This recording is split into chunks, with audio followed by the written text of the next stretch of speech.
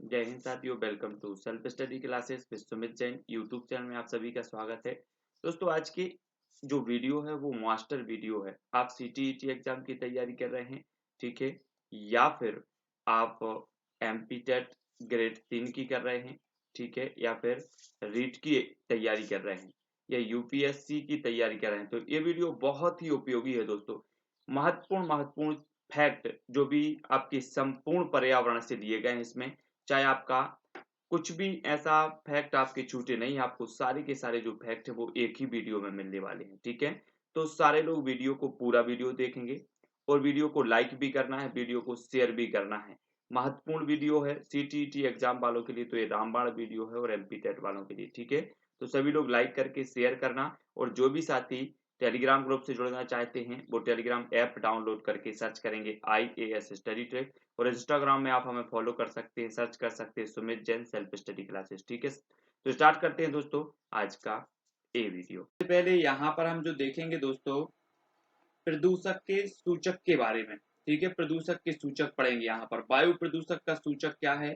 तो लाइकेन है। आपसे सीधा सा क्वेश्चन पूछा जाएगा, निम्न में से बताइए कौन वायु प्रदूषक का सूचक है, तो आपको याद रख लेना है क्या है, लाइकेन, ठीक है। सीवेज प्रदूषण के सूचक कौन है? तो ई कोलाई जीवाणु, ये सीवेज प्रदूषण के सूचक है, ठीक है। जल प्रदूषण के सूचक कौन है? तो डायटम है। तो याद रख लेना, आपसे सीधा सीधा क्वेश्चन आएगा, जल प्रदूषण का सूचक माना जाता है, तो आपका उत्तर होगा डायटम, ठीक है। अगला देखो, जल प्रदूषण मापने के लिए इकाई है, तो BOD, ये इकाई है जल प्रदूषण मापने की, बायोलॉजिकल ऑक्सीजन डिमांड, ठीक है। ये क्या की है? जल प्रदूषण मापने की इकाई है BOD, ठीक है। ध्वनि प्रदूषण मापने की इकाई क्या है? तो डेसिबल या फिर डीबी, ये ध्वनि प्रदूषण मापने की इकाई। आपसे सीधा पूछा जाएगा, निम्न में से बताइए कौन सी ध्वनि प्रदूषण मापने की इकाई है, कौन सी जल प्रदूषण मापने की इकाई है? तो BOD जो हो जाएगी जल प्रदूषण की, और डीबी या फिर डेसिबल हो जाएगी ध्वनि प्रदूषण की, ठीक है। ग्रीन मफलर संबंधित है, तो किससे संबंधित है? ये संबंधित है दोस्तों ध्वनि प्रदूषण से, ठीक है, ग्रीन मफलर। WHO जिनेवा के अनुसार ध्वनि प्रदूषण का मानक है, तो मानक क्या है? 45 dB, ये मानक माना जाता है ध्वनि प्रदूषण का, किसके अनुसार? WHO के अनुसार, ठीक है। वर्ल्ड हेल्थ ऑर्गेनाइजेशन के अनुसार जो है 45 dB, ये मानक ध्वनि प्रदूषण का जो है ध्वनि प्रदूषण का मानक माना जाता है ना। तो ये WHO का मुख्यालय कहाँ पर है? जिनेवा में, ये चीज भी याद रखनी है। गंगा एक्शन प्लान की शुरुआत हुई है, तो 1985 में हुई गंगा एक्शन प्लान की। भारत में मृदा अपरदन की सर्वाधिक समस्या है, तो कहाँ है? चंबल घाटी के बीहड़ क्षेत्र में। मृदा अपरदन की जो सर्वाधिक समस्या है वो चंबल घाटी के बीहड़ क्षेत्र में है। अब बात आई है चंबल की, तो चंबल जो नदी है मध्य प्रदेश की दूसरी सबसे बड़ी नदी मानी जाती है चंबल, और ये इंदौर के निकट जानापाव पहाड़ी से निकलती है, ठीक है। ये याद रखना, गांधी सागर जवाहर सागर डैम इसी चंबल नदी पर बने हुए हैं, ठीक है। मृदा अपरदन रोकने के उपाय क्या हैं? तो मृदा अपरदन को रोक सकते हैं वृक्षारोपण के द्वारा, मेड़बंदी के द्वारा, है ना, हानिकारक कीटनाशक पर प्रतिबंध के द्वारा, जैव उर्वरकों एवं कार्बनिक खादों को प्रोत्साहन, इसके द्वारा जो है मृदा अपरदन को रोका जा सकता है, ठीक है। दोस्तों, अब हम प्रदूषण दूर करने के कुछ उपयोगी वृक्ष देखेंगे। जल प्रदूषण को दूर करने का उपयोगी वृक्ष है जलकुंभी, ठीक है। धूल प्रदूषण को सहजनम या फिर नीम, है ना। वायु प्रदूषण को बोगेन बोलिया, ये जो कुछ वृक्ष हैं जो प्रदूषण दूर करने के लिए जो है उपयोगी हैं। और भी देख लेते हैं।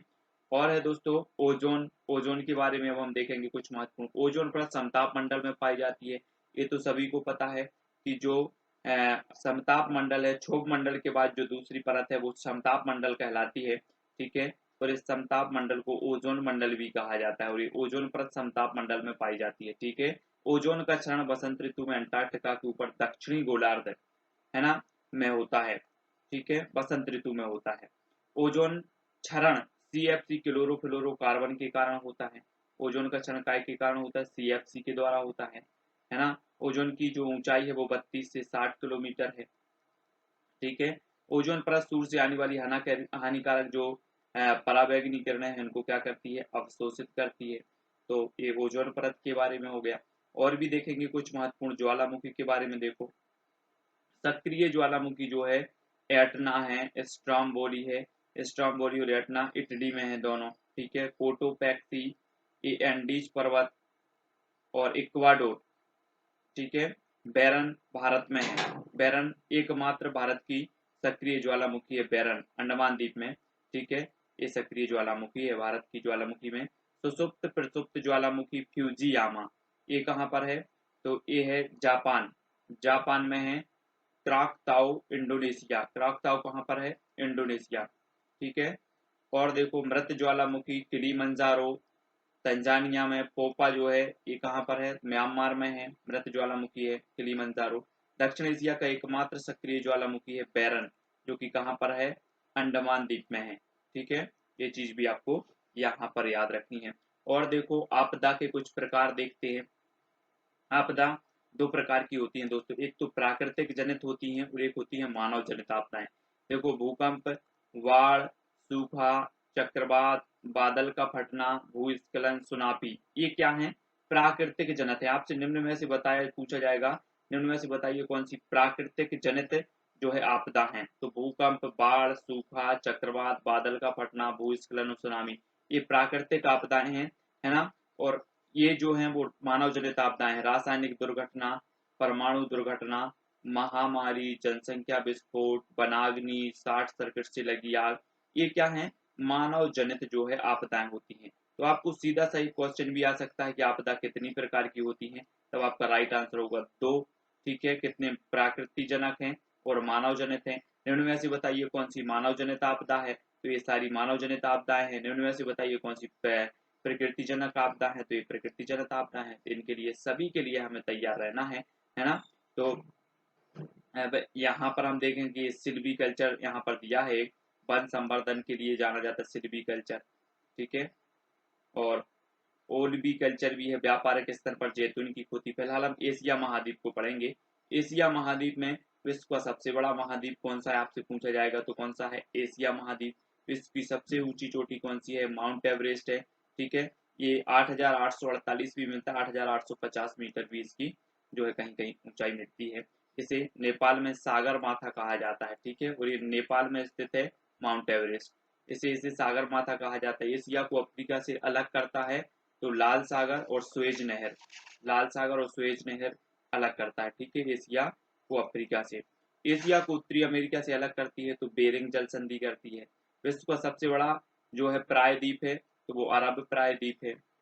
माउंट एवरेस्ट पर्वतमाला जिसे नेपाल में जाना जाता है तो सागर माथा के नाम से जाना जाता है। विश्व का सबसे ऊंचा पठार है तो पामीर का पठार है।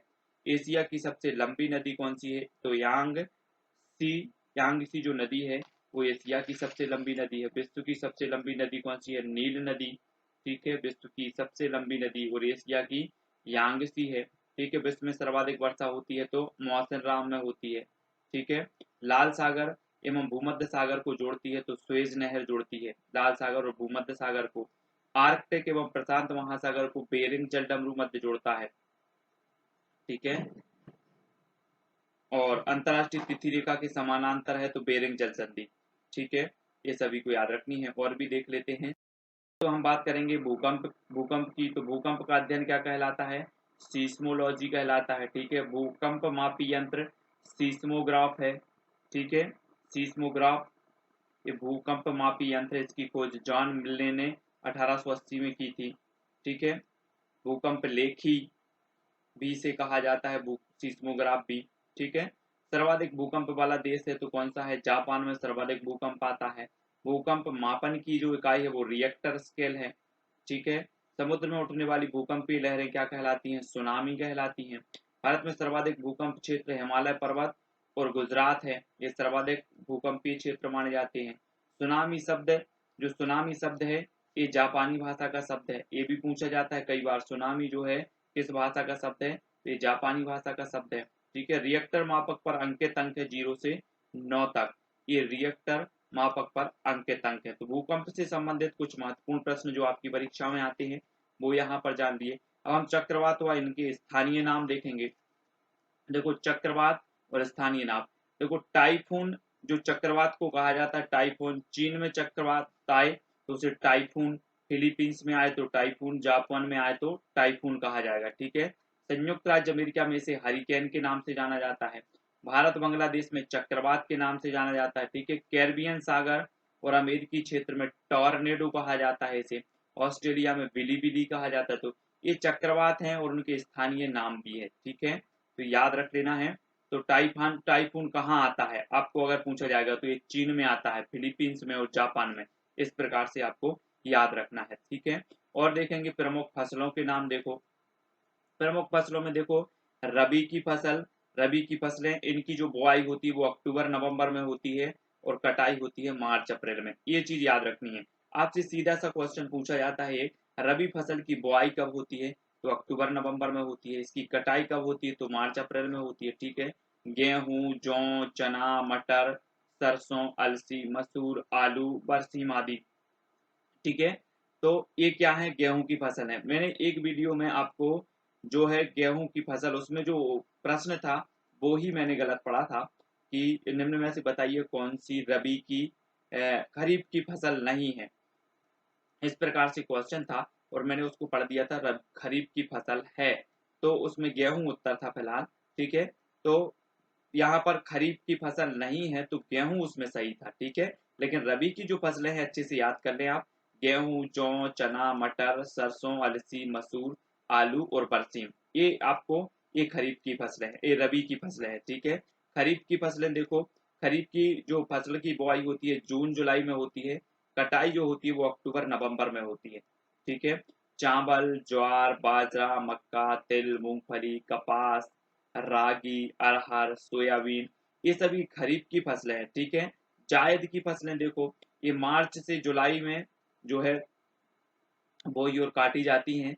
तो तरबूज, खरबूजा, ककड़ी, खीरा, तरोई, हरी सब्जियां आदि, ये क्या है, जायद की फसलें हैं। नकदी फसलें देखो, नकदी फसलें भी पूछी जाती हैं, उनमें से बताइए कौन सी नकदी फसल है, तो गन्ना है, कपास है, जूट, चाय, तिलहन, तंबाकू, केला, ये नकदी फसलें पूछी जाती है। क्वेश्चन यहाँ से भी बनता है, इनमें में से बताइए कौन सी नकदी फसल है, ठीक है। तो इनको भी आपको याद रखना है।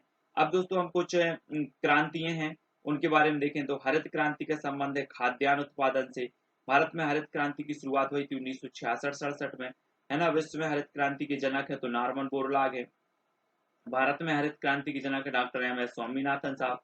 डॉक्टर एम एस स्वामीनाथन थे तो ये कृषि वैज्ञानिक थे, ठीक है। हरित क्रांति का सर्वाधिक प्रभाव पड़ता है तो गेहूं की फसल पर। श्वेत क्रांति संबंधित है तो दुग्ध उत्पादन से। श्वेत क्रांति के जनक कौन है, तो डॉक्टर वर्गीज कुरियन है।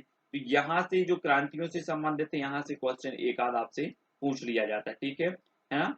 तो अब कुछ क्रांतियां हैं यहाँ पर, हरित क्रांतियां खाद्यान्न उत्पादन से, श्वेत क्रांति दुग्ध उत्पादन से, पीली क्रांति तिलहन उत्पादन से, ठीक है। नीली क्रांति मत्स्य उत्पादन से, गुलाबी क्रांति झींगा उत्पादन से, लाल क्रांति मांस टमाटर उत्पादन से, गोल क्रांति आलू उत्पादन से, भूरी क्रांति उर्वरक उत्पादन से, स्वर्ण क्रांति फल बागवानी में वृद्धि से। तो ये कुछ क्रांतियां पूछ ली जाती है आपसे। सामान्य सा क्वेश्चन आएगा कि लाल क्रांति संबंधित है तो मांस या फिर टमाटर उत्पादन से संबंधित होती है लाल क्रांति। गोल क्रांति आलू से उत्पादन से संबंधित होती है। तो यहाँ से आपको जैसे एमपी टेट 2011 में पूछा गया क्वेश्चन है कि नीली क्रांति संबंधित है तो मत्स्य उत्पादन से। तो यहाँ से आपका क्वेश्चन निश्चित ही बनेगा, ठीक है। और भी देख लेते हैं जो महत्वपूर्ण है। जल प्रदूषक में ऑक्सीजन की जो मापक है वो बीओडी हमने पढ़ लिया, बायोलॉजिकल ऑक्सीजन डिमांड, ठीक है। अम्ल वर्षा का पीएच मान कितना होता है, 5.6 या 6.5, है ना, ये होता है, ठीक है। वह परिघटना जिसके अंतर्गत कुछ विशेष प्रदूषक जैसे डीडीटी आहार श्रृंखला के साथ सांद्रता में बढ़ते हुए ऊतकों में जमा हो जाते हैं, है ना, जैविक आवर्धन कहलाते, क्या कहलाते हैं, जैविक आवर्धन। जैविक आवर्धन का सबसे अच्छा उदाहरण क्या है, डीडीटी, ठीक है। मलेरिया से बचाव के लिए जलाशयों में छिड़काव किया जाता है तो वो किया जाता है डीडीटी का, याद रख लेना है आपको। मलेरिया से बचाव के लिए जलाशयों में कौन सा छिड़काव किया जाता है, तो डीडीटी का छिड़काव किया जाता है, सभी लोग याद रखेंगे, ठीक है। प्लास्टिक बैग पर प्रतिबंध लगाने वाला भारत का पहला राज्य कौन सा है, तो वो हिमाचल प्रदेश है, ठीक है। जैविक खेती अपनाने वाला भारत का पहला राज्य कौन सा है, तो सिक्किम है जैविक खेती अपनाने वाला। प्रदूषण को कम करने के लिए ऑड इवन का नियम लागू करने वाला भारत का पहला राज्य कौन सा है, तो ऑड इवन का नियम लागू करने वाला नई दिल्ली है भारत का प्रथम राज्य, ठीक है। पूरी तरह से प्लास्टिक कचरे से मुक्त शहर कौन है, कन्नूर, केरल का कन्नूर है। ठीक है, भारत का सबसे स्वच्छ जो शहर है वो कौन सा है? इंदौर। स्वच्छता सर्वेक्षण 2018 के साथ लोगों को जोड़ने के लिए प्रसून जोशी द्वारा लिखे गए गीत स्वच्छता की ज्योति जगी है ना, ये किसके द्वारा लिखा गया? प्रसून जोशी के द्वारा लिखा गया 2018 में। विवाह समारोह से होने वाले पर्यावरण नुकसान से बचने के लिए ग्रीन प्रोटोकॉल लागू करने वाला राज्य कौन सा है? तो ये केरल है। सौर ऊर्जा से संचालित देश का पहला railway station Guwahati railway station था। दुनिया का पहला सौर ऊर्जा संचालित हवाई अड्डा कोचीन। ठीक है, ये दुनिया का पहला सौर ऊर्जा से संचालित हवाई अड्डा कोचीन। और भी देखें, प्रदूषण दूर करने के कुछ उपयोगी वृक्ष हैं यहाँ पर। जल प्रदूषण को जलकुंभी, धूल प्रदूषण को सहजनम सहजन या नीम है ना, वायु प्रदूषण बोगेन बोरिया है, ध्वनि प्रदूषण के लिए सीता या फिर अशोक वृक्ष है। सूर्य से आने वाली हानिकारक पराबैंगनी किरणों को रोकता है, तो कौन रोकता है? ओजोन परत रोकती है। ठीक है, सूर्य से आने वाली हानिकारक पराबैंगनी किरणों को। ओजोन क्षरण के लिए सर्वाधिक उत्तरदायी गैस कौन सी है? तो क्लोरोफ्लोरोकार्बन है, CFC, सभी को पता है। ओजोन परत की मोटाई नापने की इकाई क्या है? तो डॉप्सन यूनिट है। ओजोन संरक्षण को रोकने के लिए मॉन्ट्रियल प्रोटोकॉल समझौता हुआ था, तो ये 16 सितंबर 1987 को हुआ था, मॉन्ट्रियल प्रोटोकॉल। ठीक है, ये किस लिए हुआ था?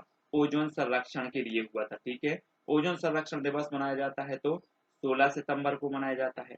ओजोन परत की सर्वाधिक मोटाई ग्रीष्म ऋतु में जो है श्रीनगर में होती है, भारत में। ठीक है, ओजोन परत की न्यूनतम मोटाई होती वर्षा ऋतु में त्रिवेंद्रम में, ये चीज भी याद रखनी है। एशिया महाद्वीप में कुछ हमने पढ़ भी लिया है कि विश्व का सबसे बड़ा महाद्वीप है एशिया, विश्व की सबसे ऊंची चोटी माउंट एवरेस्ट एशिया में अफ्रीका से अलग करता है तो लाल सागर और स्वेज नहर। ठीक है, एशिया को उत्तरी अमेरिका से अलग करती है तो बेरिंग जल संधि है। विश्व का सबसे बड़ा प्रायद्वीप अरब सागर अरब प्रायद्वीप है। माउंट एवरेस्ट पर्वतमाला जिसे नेपाल में सागर माथा के नाम से जाना जाता है, विश्व का सबसे ऊंचा पठार पामीर का पठार है। एशिया की सबसे लंबी नदी यांगसी है, विश्व में सर्वाधिक वर्षा होती है तो मौसम राम। ठीक है, लाल सागर एवं भूमध्य सागर को जोड़ती है तो स्वेज नहर जोड़ती है। आर्कटिक एवं प्रशांत महासागर को जोड़ती है तो बेरिंग जल डमरू मध्य अंतरराष्ट्रीय तिथि रेखा समानांतर है तो बेरिंग जल संधि। तो यहाँ पर दोस्त, ठीक है, भारत का राष्ट्रीय वृक्ष आप सभी को पता है कि बरगद है। राष्ट्रीय पुष्प जो है वो कौन सा है? कमल है। राष्ट्रीय फल जो है वो कौन सा है? आम है। ठीक है, भारत की राष्ट्रीय नदी कौन सी है? तो गंगा है। भारत का राष्ट्रीय जलीय जीव गंगा डॉल्फिन है और भारत का राष्ट्रीय गान जनगण मन है। ठीक है, तो ये कॉमन है, ये तो आप सभी को पता है। इसके बाद राष्ट्रीय गीत वंदे मातरम है। ठीक है, शक संवत पर आधारित ग्रेगरियन कैलेंडर हमारा राष्ट्रीय पंचांग है। ठीक है, अब हमें देखना है प्रमुख ब्रांड एम्बेसडर और प्रमुख अभियान। ठीक है, जैसे गो सेवा आयोग उत्तर प्रदेश, इसकी जो ब्रांड एम्बेसडर हैं वो कौन है? हेमा मालिनी। सड़क सुरक्षा अभियान और स्वच्छ भारत अभियान, इसके जो ब्रांड एम्बेसडर हैं वो कौन है? अक्षय कुमार हैं, सड़क सुरक्षा अभियान और स्वच्छ भारत अभियान के। ठीक है, पल्स पोलियो अभियान के कौन है? अमिताभ बच्चन हैं। स्वच्छ आदत स्वच्छ भारत काजोल हैं इसके ब्रांड एम्बेसडर। ठीक है, भारत के लिए संयुक्त राष्ट्र पर्यावरण सद्भावना दूत दिया मिर्जा हैं। स्वच्छ भारत अभियान के जो है वो कौन है? अमिताभ बच्चन हैं। ठीक है, ये स्वच्छ भारत मिशन है, स्वच्छ भारत मिशन के अक्षय कुमार और स्वच्छ भारत अभियान के अमिताभ बच्चन। यहां से आप कंफ्यूज नहीं होना, अभियान के हैं अमिताभ बच्चन और मिशन के हैं अक्षय कुमार। ठीक है, भारतीय वन्य जीव ट्रस्ट वाइल्ड लाइफ ट्रस्ट की जो दिया मिर्जा। ठीक है, यूनिसेफ की प्रियंका चोपड़ा। हेपेटाइटिस बी उन्मूलन जो है अमिताभ बच्चन है इसकी ब्रांड एम्बेसडर। बेटी बचाओ बेटी पढ़ाओ अभियान और माँ अभियान की जो ब्रांड एम्बेसडर है वो कौन है? माधुरी दीक्षित हैं, बेटी बचाओ बेटी पढ़ाओ और माँ अभियान की। ठीक है, दरवाजा बंद अभियान के अमिताभ बच्चन और अनुष्का शर्मा। तो ये कुछ अभियान है दोस्तों जिनकी ब्रांड एम्बेसडर आपसे पूछी जाएंगी, पर्यावरण से संबंधित हैं कुछ अभियान। ठीक है, इनको याद रख लेना है। कुछ अभियान है जिनको आपको याद रखना है। सर्व शिक्षा अभियान, ये 2001 में प्रारंभ हुआ। ठीक है, निःशुल्क एवं अनिवार्य शिक्षा अधिकार अधिनियम ये कब से लागू हुआ? 2019 से ये पारित हुआ और 2010 से ये लागू हो गया। ठीक है, याद रख लेना है। राष्ट्रीय साक्षरता मिशन 1988, मिड डे मील 15 अगस्त 1995, ठीक है। राष्ट्रीय शिक्षा नीति 1986 और ऑपरेशन ब्लैक बोर्ड योजना ये 1987-88 में प्रारंभ की गई। तो ठीक है, इनको याद रख लेना है, जैसे राष्ट्रीय साक्षरता मिशन है, ठीक है, सर्व शिक्षा अभियान है, ये सारे के सारे जो मिशन है इनको आपको याद रखना है। और भी देख लेते हैं, प्रमुख स्वैच्छिक पर्यावरण एवं मानवाधिकार संगठन का मुख्यालय, देखो एमनेस्टी इंटरनेशनल, इसका मुख्यालय कहाँ पर है? इसका मुख्यालय लंदन में, ठीक है। सीधा क्वेश्चन आता है, यहाँ से कोई समझने का बिल्कुल भी वो नहीं है। एमनेस्टी इंटरनेशनल का मुख्यालय कहाँ पर है? तो ये लंदन में है। ग्रीन पीस इंटरनेशनल का मुख्यालय कहाँ है? एम्स्टर्डम नीदरलैंड में है, ठीक है। रेड क्रॉस का मुख्यालय कहाँ पर है? तो ये जिनेवा में है। विश्व स्वास्थ्य संगठन का मुख्यालय कहाँ है? ये भी जिनेवा में है, ठीक है। WWF का मुख्यालय कहाँ है? तो ग्लैंड स्विट्जरलैंड में है, ठीक है। और ह्यूमन राइट्स वॉच का जो मुख्यालय है वो कहाँ पर है? न्यूयॉर्क में है। तो ये पर्यावरण से संबंधित कुछ महत्वपूर्ण संगठन के मुख्यालय थे जो हमने यहाँ पर पढ़े हैं, इनको आपको याद रख लेना है, ठीक है। चाहे वो एमनेस्टी इंटरनेशनल हो, चाहे रेड क्रॉस हो, चाहे WHO, ठीक, सभी के मुख्यालय जो है कहीं से न कहीं से एक क्वेश्चन पूछ लिया जाता है यहाँ से। कुछ मरुस्थल है दोस्तों कि भारत का सबसे ठंडा मरुस्थल कौन सा है, आपसे पूछा जाएगा सीधा सीधा क्वेश्चन कि भारत का सबसे ठंडा मरुस्थल कौन सा है, तब आपका उत्तर होगा लद्दाख, भारत, ठीक है। भारत का सबसे बड़ा मरुस्थल कौन सा है? तो थार मरुस्थल, भारत। विश्व का सबसे बड़ा मरुस्थल कौन सा है? तो सहारा मरुस्थल, अफ्रीका महाद्वीप में, ठीक है। विश्व का सबसे गर्म मरुस्थल कौन सा है? तो आटाकामा, चिली, पेरू, ये विश्व का सबसे गर्म मरुस्थल है ना। विश्व का सबसे ठंडा मरुस्थल है गोबी का मरुस्थल, चीन मंगोलिया, चीन और मंगोलिया में है ये, विश्व का सबसे ठंडा है, ठीक है। विश्व का सबसे अधिक जनसंख्या घनत्व वाला मरुस्थल कौन सा है? तो अधिक जनसंख्या घनत्व वाला मरुस्थल है थार मरुस्थल, जो कि भारत में है, और भारत का तो सबसे बड़ा मरुस्थल है ही थार। तो इनको आपको याद रख लेना, ये मरुस्थल आपसे पूछे जा सकते हैं, ठीक है। और भी देख लेते हैं, भारत की सबसे बड़ी जो झील है वो कौन सी है? तो वो झील है चिल्का झील, ठीक है, उड़ीसा में है। विश्व की सबसे बड़ी मीठे पानी की जो झील है वो सुपीरियर झील है। विश्व की सबसे गहरी झील बेकाल झील रूस में है, ठीक है। भारत की सबसे मीठी पानी की, सबसे बड़ी मीठे पानी की जो झील है वो बुलर झील जम्मू कश्मीर में है। विश्व की सबसे बड़ी खारे पानी की झील है वो कैस्पियन सागर झील है। भारत में खारे पानी की सबसे बड़ी झील है सांबर झील, राजस्थान, ठीक है। भारतीय नौसेना प्रशिक्षण केंद्र झील कौन सी है? तो ये चिल्का झील है, उड़ीसा। भारत की सबसे बड़ी कृत्रिम झील गोविंद बल्लभ पंत सागर झील है। तो ये झीलें भी आपको पढ़नी है, ठीक है। हम निरंतर आपको इसी प्रकार से टॉपिक वाइज सारे के सारे फैक्ट करवा रहे हैं। कल के वीडियो में हमने ओजोन पढ़ा था, भूकंप से संबंधित पढ़े, चक्रवात को पढ़ा था, ठीक है। ऐसे ही कुछ महत्वपूर्ण जो है टॉपिक पर हमने कल अध्ययन किया था कल के वीडियो में, और आज के वीडियो में भी हम कुछ टॉपिक वाइज अध्ययन कर रहे हैं, क्योंकि पर्यावरण में झील भी पूछी जाती है, नदियां भी पूछी जाती हैं, रेगिस्तान भी पूछे जाते हैं, ठीक है। रेगिस्तान में बात करें कि सहारा का जो रेगिस्तान है वो अफ्रीका में है, उत्तरी अफ्रीका में, ठीक है। इसका जो क्षेत्रफल भी कभी कभी पूछ लिया जाता है, तो इसका जो क्षेत्रफल है वो कितना है? 84 लाख वर्ग किलोमीटर, ठीक है। ये अल्जीरिया, चाड, लीबिया, माली, मारितानिया, नाइजर, सूडान, ट्यूनीसिया, मिस्र और मोरक्को में फैला हुआ है ये सहारा का मरुस्थल, ठीक है। 84 लाख वर्ग किलोमीटर इसका क्षेत्र है, और विश्व का सबसे बड़ा मरुस्थल है तो सहारा मरुस्थल है, उत्तरी अफ्रीका में है जो कि, ठीक है, ये याद रखना है। अब ऑस्ट्रेलियन मरुस्थल देखो, ऑस्ट्रेलियन, इसका जो क्षेत्रफल है 15,50,000 वर्ग किलोमीटर, ठीक है। ये कहाँ कहाँ फैला है? Grand century, great Victoria, Simpson, Gibson तथा स्टुअर्ट रेगिस्तान क्षेत्र में इसमें सम्मिलित है, ठीक है।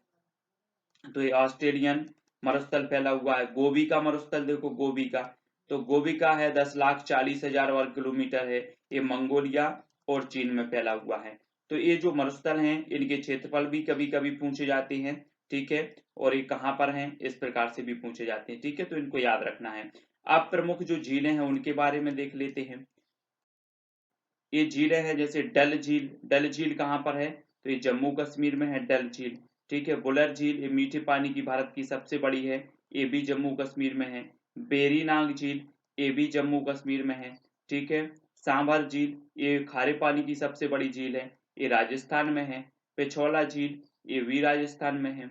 राजसमंद झील ये भी कहाँ पर है, राजस्थान में है। ठीक है, नैनीताल झील, अगर ताल ताल आए इस प्रकार से ताल ताल तो ये उत्तराखंड में है। नैनीताल उत्तराखंड, देवताल उत्तराखंड। ठीक है, हुसैन सागर ये आंध्र प्रदेश में, पुलिकट झील तमिलनाडु में, लोकटक झील मणिपुर में है। ठीक है, इस झील में एक कैम्बलम झाओ तैरता हुआ उद्यान भी है, एकमात्र तैरता हुआ उद्यान।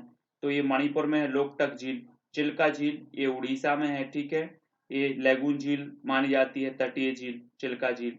लोनार झील है महाराष्ट्र में, लोनार झील कहाँ पर है, महाराष्ट्र में। पेरियार झील केरल में है और अष्टमुदी झील भी केरल में है। अब यहाँ से दोस्तों आपका सीधा क्वेश्चन बनेगा, आपसे पूछा जाएगा पेरियार झील कहाँ पर है, तो आपका उत्तर क्या होगा, केरल में है। कहाँ पर है, केरल में। लोकटक झील कहाँ पर है, तो आपका सीधा सा उत्तर होगा मणिपुर में। हुसैन सागर झील कहाँ पर है, तो ये आंध्र प्रदेश में। ठीक है, पिछोला झील कहाँ है, राजस्थान में। बुलर झील कहाँ है, तो जम्मू कश्मीर में। तो ये झीलों से संबंधित आपको याद करना है। अगला देखें, फसल में लगने वाले कुछ रोग देख लेते हैं। कल हमने फसलों के बारे में रबी की फसल, खरीफ की, जायद की और नगदी फसलों के बारे में देखा था, कौन सी नगदी होती हैं, है ना। अब यहाँ पर कुछ रोग दिए हैं, जैसे गेहूं में लगने वाले रोग देखो, गेरुई। ठीक है, अनावृत, कंडुआ और सेहू। आपसे सीधा सा क्वेश्चन पूछा जाएगा कि गेरुई निम्न में से बताइए, गेरुई किस फसल में लगने वाला रोग है। तब आपका पता होनी चाहिए कि गेहूं में लगने वाला है, अनावृत, कंडुआ भी है और सेहू भी है। ठीक है, तो याद रखना है। धान में लगने वाला खैरा, ये तो कई बार पूछा गया है दोस्तों। निम्न में से बताइए कि खैरा रोग किस फसल में लगता है, इस प्रकार से क्वेश्चन पूछा गया है। खैरा, तो खैरा धान में है ना। शीत झुलसा ये भी धान में। ठीक है, पत्तियों पर भूरा धब्बा लगना ये भी धान में, ये धान के रोग हैं। गन्ना की रेड रॉट ये क्या है, ये गन्ना में लगता है। अगर किसी को आप गन्ना मार दो सिर में तो क्या हो जाएगा, रेड रेड निकलने लगेगा, तो रेड रॉट ये गन्ना में लगने वाला रोग है। पीला चित्रवर्ण रोग है तो सोयाबीन में। ठीक है, सोयाबीन का आपने तेल देखा होगा, पीला पीला रहता, तो पीला चित्रवर्ण रोग है, तो ये सोयाबीन में लगता है। मूंगफली में टिक्का, कौन लगते हैं, टिक्का। ठीक है, तो ये टिक्का आप याद रख लेना, मूंगफली में लगने वाला रोग है। तो ये रोग भी पूछ लिए जाते हैं पर्यावरण में, तो ये याद रखना है। पश्मीना ये कुछ ऊन की प्रजाति, पश्मीना ऊन की प्राप्ति होती कहाँ से, बकरी, जम्मू कश्मीर में। ठीक है, बकरी से। अंगोरा ऊन की प्राप्ति होती खरगोश से। रेशम ऊन का सर्वाधिक उत्पादक जो राज्य वो कौन सा है, कर्नाटक है। तो इस प्रकार से जो महत्वपूर्ण महत्वपूर्ण चीजें हैं वो हम रोज निरंतर फैक्ट फैक्ट आप तक लेकर के आ रहे हैं। कुछ परिवर्तित नाम देख लो, हबीबगंज रेलवे स्टेशन का परिवर्तित नाम कर दिया गया अटल बिहारी वाजपेयी रेलवे स्टेशन।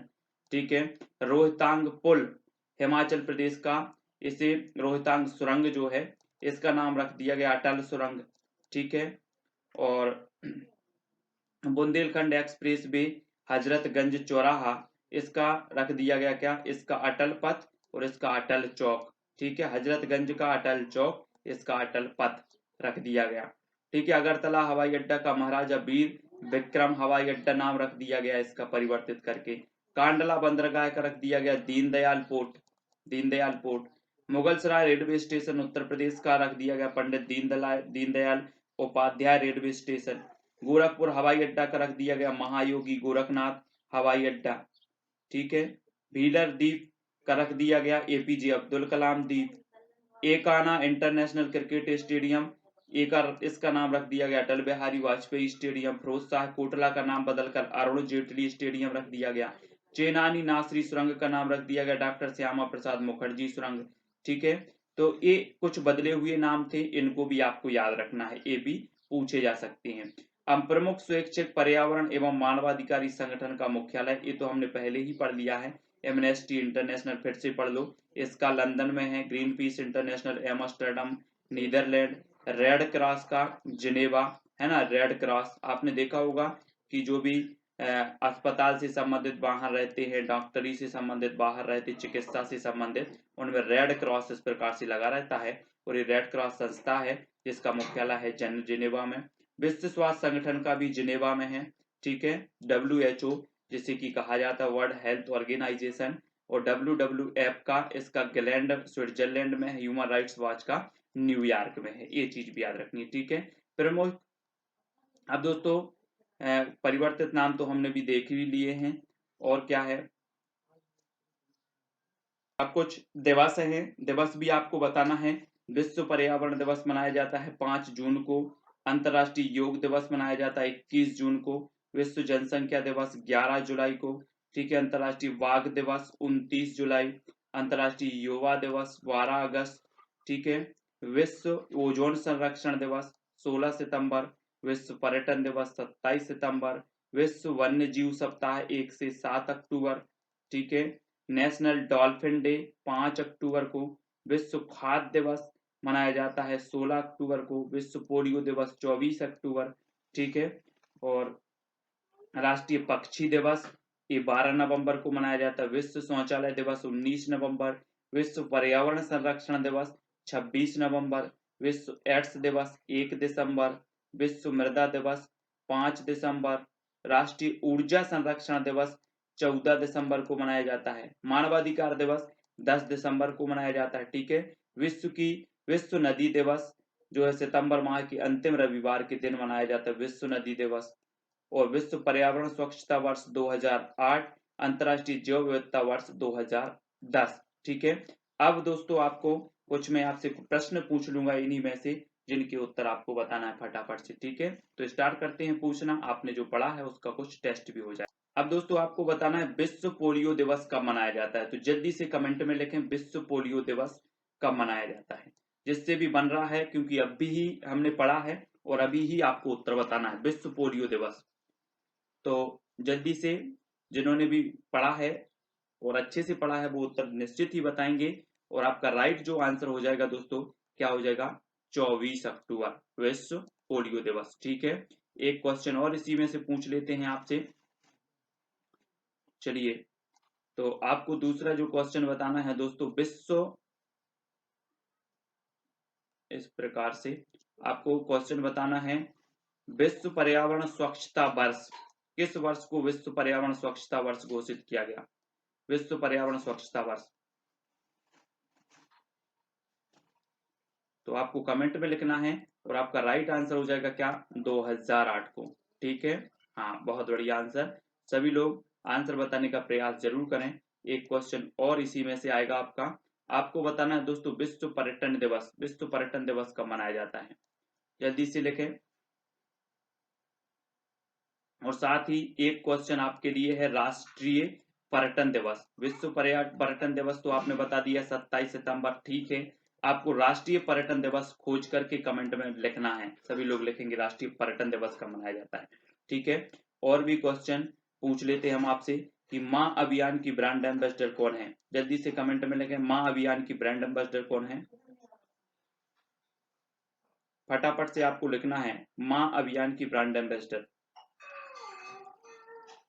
तो आपका बिल्कुल सही आंसर क्या हो जाएगा, माधुरी दीक्षित, ठीक है। माँ अभियान की ब्रांड एम्बेसडर कौन है, माधुरी दीक्षित है, ठीक है। अगला क्वेश्चन एक और पूछ लेते हैं दोस्तों, स्वच्छ भारत अभियान के ब्रांड एम्बेसडर कौन है, जल्दी से कमेंट में लिखें। आपने पढ़ा है और ये महत्वपूर्ण है, जो आपको आनी ही चाहिए। स्वच्छ भारत अभियान के ब्रांड एम्बेसडर कौन है, तो आपका राइट आंसर क्या हो जाएगा, आपका बिल्कुल सही आंसर आया है क्या, अमिताभ बच्चन, बहुत बढ़िया आंसर, ठीक है। अब एक क्वेश्चन और पूछेंगे दोस्तों, स्वच्छ भारत मिशन के ब्रांड एम्बेसडर कौन है, तो जल्दी से आपको कमेंट में लिखना है। मैंने बताया भी था कि स्वच्छ भारत मिशन और स्वच्छ भारत अभियान, ठीक है, ये अलग अलग हैं और दोनों के ब्रांड एम्बेसडर भी अलग हैं। स्वच्छ भारत मिशन के कौन है, अक्षय कुमार, ठीक है, अक्षय कुमार हैं, और स्वच्छ भारत मिशन के अक्षय कुमार, और स्वच्छ भारत अभियान के अमिताभ बच्चन, ठीक है। और भी क्वेश्चन पूछ लिए लेते हैं दोस्तों आपसे, कुछ महत्वपूर्ण प्रश्न और आपसे पूछना है, आपको बताना है, सीधा सा क्वेश्चन है, ठीक है, कि WHO का मुख्यालय कहां पर है, जल्दी से कमेंट में लिखें WHO का मुख्यालय, फटाफट राइट आंसर क्या हो जाएगा, WHO का मुख्यालय आपको आपने सही बताया है, कहां पर है, जिनेवा में, ठीक है। WHO का मुख्यालय जिनेवा में है, ये तो बहुत बढ़िया आंसर आप लोग बता रहे हैं, निश्चित ही अब दोस्तों आपको याद रख लेना है कि खैरा रोग धान का है, ये पूछा जाता है, मोस्ट इंपॉर्टेंट है खैरा रोग, ठीक है। और भी आपको बताना है, आप बताएंगे कि भारत की सबसे बड़ी जो खारे पानी की झील है वो कौन सी है, जल्दी से बताएं कमेंट में। भारत की सबसे बड़ी खारे पानी की झील कौन सी है, मोस्ट इंपॉर्टेंट है, जल्दी जल्दी से कमेंट में लिखें फटाफट से। तो आपने बिल्कुल सही बताया है, सांभर झील, ठीक है, बिल्कुल राइट आंसर, बहुत बढ़िया। तो इससे पहले दोस्तों कुछ प्रश्नों के बारे में यहाँ पर चर्चा करेंगे। पारिस्थितिक तंत्र का आतंकवादी जो वृक्ष है वो है यूकेलिप्टस। कौन सा है, यूकेलिप्टस, ठीक है। किसानों का मित्र किसे कहा जाता है, तो केंचुआ, या फिर है ना, इसे केंचुआ को कहा जाता है, किसानों का मित्र केंचुआ को कहा जाता है, ठीक है। जलीय चक्र को नियंत्रित करते हैं तो करते हैं वन, जलीय चक्र को नियंत्रित करने वाले हैं तो वन है। खाद्य श्रृंखला का क्रम उत्पादक, उपभोक्ता और अपघटक, ये खाद्य श्रृंखला का क्रम है, ठीक है। घास स्तरीय पारिस्थितिक तंत्र में खाद्य श्रृंखला का सही क्रम है तो घास, टिड्डे, मेंढक, सर्प और बाज, ये क्या है, घास स्तरीय पारिस्थितिक तंत्र का सही क्रम हो जाएगा। सभी पारिस्थितिक तंत्रों में ऊर्जा का पिरामिड सदैव कैसा होता है, सीधा होता है, ठीक है, ये चीज भी आपको याद रखनी है। एक वृक्ष पारिस्थितिक तंत्र में संख्या का पिरामिड होता है तो उल्टा होता है, संख्या का पिरामिड उल्टा होता है, ठीक है। खाद्य श्रृंखला में नेपेंथीज कीट भक्षी पौधा का स्तर है तो उत्पादक एवं द्वितीय उपभोक्ता दोनों का। पारिस्थितिक तंत्र में ऊर्जा का प्रवाह कैसा होता है, तो पारिस्थितिक तंत्र या खाद्य श्रृंखला में ऊर्जा का प्रवाह होता है एक दिशीय, ठीक है, ये चीज आपको याद रखनी है। खाद्य श्रृंखला में एक दिशीय और खाद्य जाल की जब बात आती है तो वो बहुदिशीय हो जाता है, यहाँ पर कंफ्यूज नहीं होना है, ठीक है। किसी पारितंत्र में तत्वों का चक्रण कहलाता है, जैव भू रासायनिक चक्र कहलाता है। खाद कड़ी के प्रत्येक स्तर पर उपभोक्ता संचित ऊर्जा का कितने प्रतिशत अपने शरीर भार में रूपांतरित करता है, तो वो करता है 10%, ठीक है। 10% का नियम देने वाले वैज्ञानिक हैं तो लिंडमैन, ठीक है। इतने कुछ क्वेश्चन थे, इनके बारे में हमने देख लिया। और अब देखेंगे कुछ महत्वपूर्ण घाटी हैं, इनके बारे में आपसे घाटी पूछी जाएगी कि दून घाटी कहाँ पर है, तो ये उत्तराखंड में है ना। मरखा घाटी कहाँ है, जम्मू कश्मीर में। फूलों की घाटी कहाँ है, उत्तराखंड में। शांत घाटी कहाँ है, तो ये केरल में है। लाहौल घाटी कहाँ पर है, हिमाचल प्रदेश में। लाहौल घाटी, आपसे सीधा सा क्वेश्चन आएगा, लाहौल घाटी कहाँ पर है, तो हिमाचल प्रदेश। शांत घाटी कहाँ पर है, तो केरल। फूलों की घाटी कहाँ पर है, उत्तराखंड। मरखा घाटी कहाँ पर है, जम्मू कश्मीर। पार्वती घाटी कहाँ पर है, तो हिमाचल प्रदेश। इनको आपको याद रखना है, ठीक है। और भी महत्वपूर्ण अब देखेंगे यहाँ पर वायुमंडल की संरचना को दोस्तों। तो वायुमंडल की ये संरचना है, आप देखें इस प्रकार से कि सबसे निचली जो परत मानी जाती है वो मानी जाती है क्षोभ मंडल। सबसे निचली परत क्या है, क्षोभ मंडल, ठीक है। समस्त वायुमंडलीय जो घटनाएं हैं जैसे आंधी, तूफान, ये सारी की सारी जो घटनाएं होती हैं मौसम संबंधी, ये सारी की सारी घटनाएं कहाँ पर होती हैं, क्षोभ मंडल में होती हैं, ठीक है। ये चीज आपको याद रखना है। यहाँ से दो क्वेश्चन पूछे जाते हैं, मौसम संबंधी घटनाएं किस परत में होती हैं, तो ये क्षोभ सीमा में होती हैं, ठीक है, या क्षोभ मंडल में होती हैं। और सबसे निचला जो मंडल है वो कौन सा है, तो ट्रोपोस्फियर जिसे कहा जाता है क्षोभ मंडल को, ठीक है, इनको याद रखना है। दूसरा है दोस्तों हमारा समताप मंडल, जिसे ओजोन मंडल भी कहा जाता है, ठीक है। ओजोन परत भी इसी में पाई जाती है ना, समताप मंडल में। स्ट्रेटोस्फेयर, स्ट्रेटोस्फेयर इसे कहा जाता है।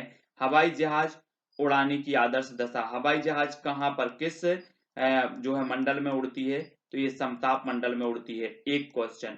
दूसरा क्वेश्चन, ओजोन गैस कहाँ पाई जाती है, तो समताप मंडल में पाई जाती है, ठीक है। समताप मंडल को और क्या नाम दिया गया, तो ओजोन मंडल, ठीक है। ओजोन मंडल का जो है क्या नाम से पुकारा जाता है, स्ट्रेटोस्फियर इसे कहा जाता है, तो याद रख लेना है आपको। फिर इसके ऊपर की जो परत है वो कहलाती है मध्य मंडल, ठीक है, मध्य मंडल, ये चीज आपको याद रखनी है। और वायुमंडल की सबसे ठंडी परत कौन सी है, तब आपका उत्तर होता है मध्य मंडल, ठीक है। अब यहाँ पर मध्य मंडल के बाद आती है दोस्तों वाह मंडल। तो संचार जो रेडियो तरंगें होती हैं वो यहीं से जो है संचालित होती हैं, कहाँ से, वाह मंडल से। तो इस प्रकार से यहाँ से कई प्रकार के क्वेश्चन आपसे बनते हैं और एक क्वेश्चन लास्ट में पूछा जाता है कि वायुमंडल में कितनी परतें हैं, तो क्षोभ मंडल 1, समताप मंडल 2, ठीक है, मध्य मंडल 3 और एक और जो आपकी परत है आयन मंडल है दोस्तों। इसके पास जो अपनी सीमा है वो कौन सी है, आयन मंडल। याद रखेंगे जो रेडियो संचार से संबंधित हैं ये आयन मंडल में होती हैं, आयन मंडल है ये। और सबसे लास्ट का वाहा मंडल है, यहाँ पर एक आयन मंडल जो परत है वो यहाँ पर नहीं दी गई। तो आयन मंडल आपको याद रख लेना है। मध्य मंडल के बाद आती है आयन मंडल और आयन मंडल के बाद आती है वाहा मंडल, ठीक है। तो इसको याद रखेंगे। रेडियो की जो तरंगे हैं वे कहाँ से परावर्तित होती हैं, आयन मंडल से, इसको याद रखेंगे आप, ठीक है। इसको सुधार लेंगे, ठीक है। तो स्टार्ट करेंगे। और भी यूरोप महाद्वीप में देखो किसे प्रायद्वीपों का प्रायद्वीप कहा जाता है, तो वो कहा जाता है यूरोप महाद्वीप को, ठीक है। विश्व का अन्न भंडार या रोटी की डलिया कहा जाता है तो यूक्रेन को। झीलों का देश कहा जाता है फिनलैंड को। यूरोप का खेल का मैदान स्विट्जरलैंड। यूरोप का गर्म कंबल कहा जाता है तो गल्फ स्ट्रीम, ठीक है। इटली की गंगा किसे कहा जाता है, पो नदी को। और किसानों का देश कहा जाता है या समुद्रों की रानी कहा जाता है तो फ्रांस को कहा जाता है। तो ये चीज आपको यहां से याद रखना है, ठीक है। फिर से याद रख लो, प्रायद्वीपों का प्रायद्वीप यूरोप, विश्व का अन्न भंडार रोटी की डलिया यूक्रेन, झीलों का देश फिनलैंड, यूरोप का खेल का मैदान स्विट्जरलैंड, यूरोप का गर्म कंबल गल्फ स्ट्रीम, ठीक है। इटली की गंगा पो नदी और किसानों का देश समुद्रों की रानी फ्रांस, ठीक है। अब देखो यहाँ पर उत्तरी अमेरिका में नई दुनिया कहा जाता है उत्तरी अमेरिका को, नई दुनिया। कौन सी नहर उत्तरी अमेरिका तथा दक्षिणी अमेरिका को जोड़ती है, तो ये पनामा नहर जोड़ती है। रेड इंडियन जनजाति है तो कौन सी है, उत्तरी अमेरिका, रेड इंडियन जनजाति है। चीनी का कटोरा कहा जाता है क्यूबा को, ठीक है। सबसे बड़ा रेलवे जंक्शन कौन सा है, तो शिकागो है। सबसे बड़ा बंदरगाह कौन सा है, तो न्यूयॉर्क है। सबसे बड़ी सोने की खान कौन सी है, तो ओंटेरियो कनाडा में है। तो ये कुछ महत्वपूर्ण और भी जो है प्रश्न थे, और भी देख ले। यहाँ पर कुछ परिवार से संबंधित हैं। बालक की प्रथम पाठशाला होती है तो परिवार। मनुष्य एक सामाजिक प्राणी है, कथन है अरस्तु का। जिस परिवार में माँ बाप और अपने अविवाहित बच्चे रहते हैं वो एकल परिवार है। किस प्रकार के परिवार में दादा दादी चाची बुआ ताऊ ताई बच्चे रहते हैं, तो वो संयुक्त परिवार है। परिवार के सदस्य अधिक आत्मनिर्भर होते हैं तो एकल परिवार में। हिंदू विवाह अधिनियम 1955 के अनुसार लड़कियों और लड़कियों की विवाह की आयु 21 वर्ष और 18 वर्ष है, ठीक है। भारत में बाल विवाह निषेध अधिनियम जो है 2006 में पारित हुआ और 1 नवंबर 2007 से ये लागू हो गया, ठीक है। शारदा एक्ट संबंधित है, बाल विवाह से संबंधित है। समाज की सबसे छोटी इकाई कौन सी है, तो परिवार है। हिंदू उत्तराधिकार अधिनियम कब बना, 1956 में। बालक को समाजीकरण का पहला पाठ प्राप्त होता है तो परिवार से होता है, ठीक है। सती प्रथा के विरुद्ध सर्वप्रथम प्रयास किया राजा राम मोहन राय ने। मनु के मतानुसार सर्वोत्तम विवाह है तो ब्रह्म विवाह है। ये कुछ परिवार से संबंधित आपके प्रश्न थे, और भी देख लेते हैं महत्वपूर्ण प्रश्न। अब यहाँ पर यंत्र दिए हैं, मापक यंत्र और उनके प्रयोग। जैसे बैरोमीटर का प्रयोग किया जाता है वायु दाब में। हाइड्रोमीटर का प्रयोग द्रवों व आपेक्षिक घनत्व में किया जाता है, हाइड्रोमीटर, ठीक है। पायरोमीटर उच्च तापमान के लिए इसका प्रयोग किया जाता है। हाइग्रोमीटर का आर्द्रता मापक इसे कहा जाता है, हाइग्रोमीटर, है ना। यहाँ पर हाइड्रोमीटर द्रवों का अपेक्षिक घनत्व नापने के लिए और हाइग्रोमीटर आर्द्रता मापने के लिए। लैक्टोमीटर दूध की शुद्धता मापने के लिए और सीस्मोग्राफ भूकंप की तीव्रता मापन के लिए उपयोग किया जाता है इसका, ठीक है। तो ये चीज आपको याद रखनी, यहाँ से एक क्वेश्चन आपका बनता ही है, ठीक है। चाहे बैरोमीटर हो, हाइड्रोमीटर हो, हाइग्रोमीटर, पायरोमीटर याद रखो उच्च तापमान के लिए, लैक्टोमीटर दूध के लिए, सीस्मोग्राफ भूकंप मापक है, तो इनको याद रखना है। और भी देखेंगे कुछ महत्वपूर्ण है। कुछ नृत्य भी आपको याद रखना है दोस्तों, जैसे घूमर ये राजस्थान का नृत्य है। गरबा गुजरात का है। बिहू असम का है। यक्षगान देखो, यक्षगान कर्नाटक का लोक नृत्य है ना नृत्य। छोलिया उत्तराखंड का है। भांगड़ा गिद्दा ये पंजाब के हैं। झूमर फाग हरियाणा के हैं। कोलाटम ये तमिलनाडु का है। नौटंकी उत्तर प्रदेश। लावड़ी तमाशा महाराष्ट्र का है। राउफ ये जम्मू कश्मीर का है, ठीक है। और कुछ त्योहार देखो, गणेश चतुर्थी त्योहार है, कहाँ से, महाराष्ट्र से संबंधित। बैसाखी पंजाब से, गणगौर राजस्थान से है, छठ पूजा संबंधित है कहाँ से, बिहार से संबंधित है। तो आपको याद रख लेना है दोस्तों, यहाँ से भी एक क्वेश्चन पूछ लिया जाता है, चाहे सीटीईटी एग्जाम हो, चाहे आपका रीट या फिर एमपी टेट हो, ठीक है। जैसे रीट में पूछा गया है 2011 में, गणगौर किस राज्य का नृत्य है, तो ये राजस्थान का है, ठीक है। बैसाखी पंजाब, गणेश चतुर्थी महाराष्ट्र, छठ पूजा बिहार से है। अब कुछ और है, प्रमुख खेलों में एक पक्ष के खिलाड़ियों की संख्या है, जैसे बेसबॉल, बेसबॉल में कितने होते हैं, 9 खिलाड़ी होते हैं, ठीक है, याद रख लेना है। और रग्बी फुटबॉल में होते हैं कितने, 15। पोलो में होते हैं 4, पोलो में कितने, 4। वाटर पोलो में 7 खिलाड़ी होते हैं, खो खो में 9 खिलाड़ी होते हैं, कबड्डी में होते हैं 7 खिलाड़ी, हॉकी फुटबॉल और क्रिकेट में होते हैं 11 खिलाड़ी, नेटबॉल में 7 खिलाड़ी होते हैं, वॉलीबॉल में होते हैं 6 खिलाड़ी, टेनिस में होते हैं 1 या 2 खिलाड़ी, और बास्केटबॉल में होते हैं कितने, 5 खिलाड़ी। तो इनको आपको याद रख लेना है, ठीक है। अब हम कुछ पठार पढ़ेंगे, ये पठार अब पूछा भी गया है, देखो एमपी टेट 2011 में पूछा गया था, विश्व का सबसे ऊंचा पठार कौन सा है।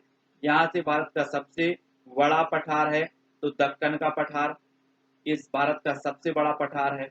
भारत का सबसे ऊंचा पठार है लद्दाख का पठार, जम्मू कश्मीर, ठीक है। भारत का सबसे ठंडा पठार है तो लद्दाख। विश्व का सबसे ऊंचा पठार है तो तिब्बत का पठार, चीन, ठीक है। तिब्बत का पठार विश्व का सबसे ऊंचा पठार है। विश्व का सबसे बड़ा पठार है तो पामीर का पठार है। भारत का रूर किसे कहा जाता है, तो छोटे नागपुर के पठार को। संसार की छत किसे कहा जाता है, तो पामीर के पठार को कहा जाता है। तो इनको हमें याद रख लेना है, एक बार और अच्छे से पढ़ लो। भारत का सबसे बड़ा पठार दक्कन का पठार, ठीक है। भारत का सबसे ऊंचा पठार लद्दाख का पठार, जम्मू कश्मीर। भारत का सबसे ठंडा पठार ये लद्दाख का पठार है। विश्व का सबसे ऊंचा पठार तिब्बत का पठार। विश्व का सबसे बड़ा पठार पामीर का पठार। भारत का रूर कहा जाता है तो छोटे नागपुर के पठार को, और संसार की छत कहा जाता है तो पामीर के पठार को, ठीक है। इनको याद रख लेना है।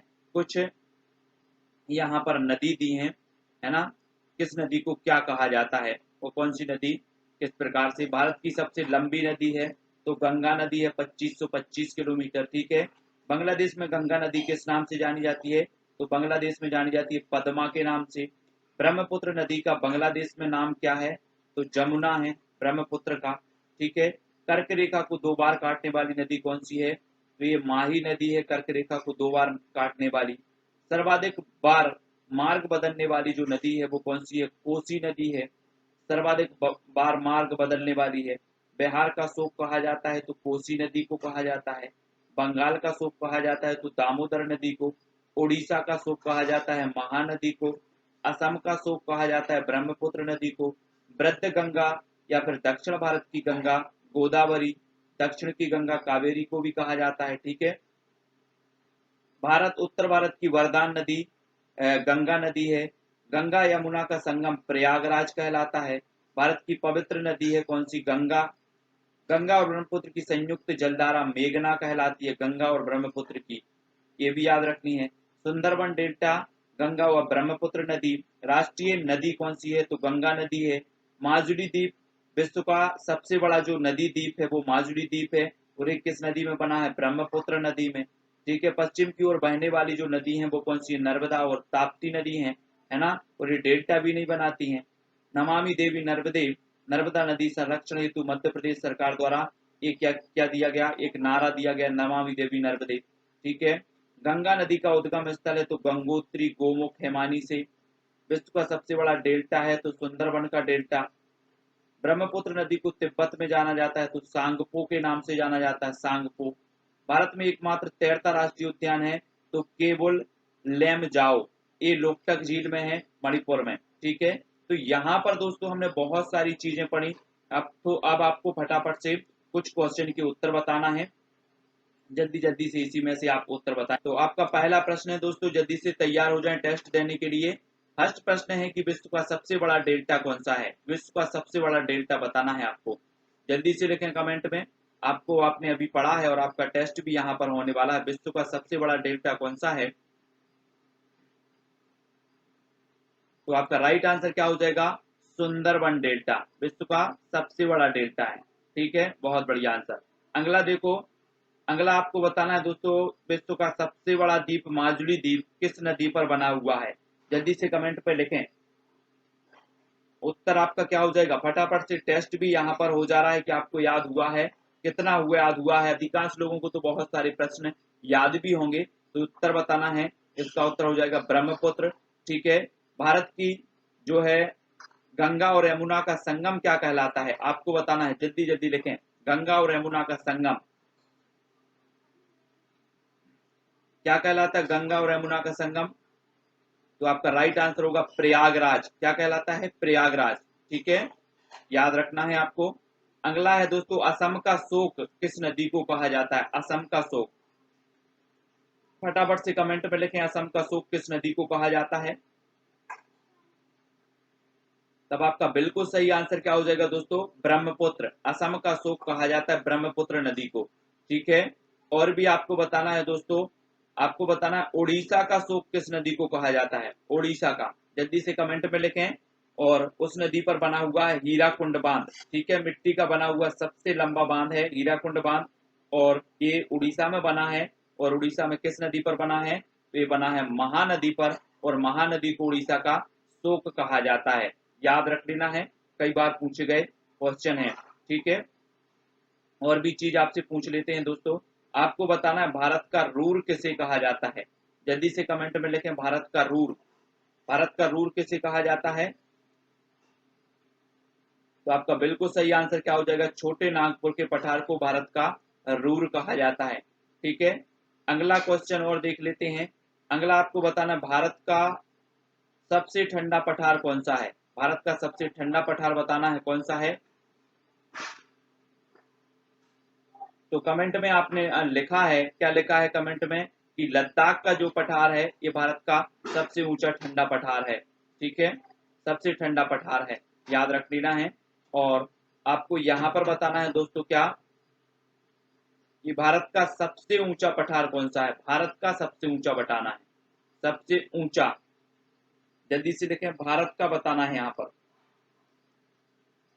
तो यहां से आपका राइट आंसर क्या हो जाएगा कि भारत का जो सबसे ऊंचा पठार है वो कौन सा है? लद्दाख का पठार, जम्मू कश्मीर। ठीक है, तो ये सारी की सारी चीजें याद रखनी है। कुछ प्रश्नों के बारे में यहाँ पर चर्चा की, आप वीडियो को लाइक जरूर करेंगे। तो सबसे पहले हम पारिस्थितिक तंत्र के बारे में जानेंगे दोस्तों। ठीक है, आपको याद रख लेना है। अब दोस्तों यहाँ पर बहुत सारे लोगों को कंफ्यूज है, आपसे पूछा जाता है कि पारिस्थितिक तंत्र के जनक कौन हैं? तो पारिस्थितिक तंत्र के जो जनक माने जाते हैं वो माने जाते हैं A.G. टॉन्सले साहब। ठीक है, और अगर आपसे बात हो कि पारिस्थितिकी जो शब्द दिया है वो किसने दिया है, तो वो अर्नेस्ट हैकेल साहब ने दिया है। आपको याद रख लेना, आपसे अगर पूछा जाए कि पारिस्थितिकी तंत्र के जनक कौन है, तो आपका उत्तर क्या होगा? A.G. टॉन्सले साहब हैं। और पारिस्थितिकी जो शब्द दिया है वो किसने दिया है? तो अर्नेस्ट हैकेल साहब ने दिया है। ठीक है ना। अब पारिस्थितिकी तंत्र की यहां पर बात आई है दोस्तों, तो इसको दो भागों में बांटा गया। एक तो प्राकृतिक पारितंत्र और दूसरा है कृत्रिम या फिर मानव निर्मित पारितंत्र। ठीक है, प्राकृतिक पारितंत्र की अगर हम बात करें तो घास का मैदान, वन, नदियां, सागर, ये सभी क्या आते हैं दोस्तों? प्राकृतिक पारितंत्र में आते हैं। ठीक है, और वहीं हम कृत्रिम पारितंत्र की बात करें तो पार्क है, बगीचा, धान का खेत, कृत्रिम झील, नहर, तालाब, डैम और एक्वेरियम, ये क्या कहलाते हैं? कृत्रिम पारिस्थितिक तंत्र कहलाते हैं। एक्वेरियम आपने देखा होगा कि आप किसी डॉक्टर के यहाँ जाते हैं या कहीं ऐसे बड़े शोरूम में जाते हैं जहां पर आपने रंग बिरंगी मछलियों से भरा हुआ ये एक्वेरियम देखा होगा, है ना, देखा होगा, सभी ने देखा होगा। वो कृत्रिम पारितंत्र का एक उदाहरण माना जाता है, एक्वेरियम जिसे की कहा जाता है। तो एक आपसे एक सीधा सा क्वेश्चन बनता है दोस्तों, निम्न में से बताइए कौन सा प्राकृतिक पारितंत्र का उदाहरण है? तब आपका उत्तर होता है घास का मैदान, वन, नदियां या फिर सागर। ठीक है, फिर दूसरा क्वेश्चन बन जाता है आपका कौन सा मानव निर्मित या फिर कृत्रिम पारितंत्र का उदाहरण है? तब आपका उत्तर होता है पार्क, बगीचा, धान का खेत, कृत्रिम झील, नहर, तालाब, डैम या फिर एक्वेरियम। ठीक है, तो इनको आपको याद रखना है, यहां से क्वेश्चन आपके 100% बनते हैं। अब दोस्तों बात करें काय की प्राकृतिक पारितंत्र की, तो प्राकृतिक पारितंत्र को भी दो भागों में बांटा गया, एक तो स्थलीय पारितंत्र है ना, और दूसरा जलीय पारिस्थितिक तंत्र।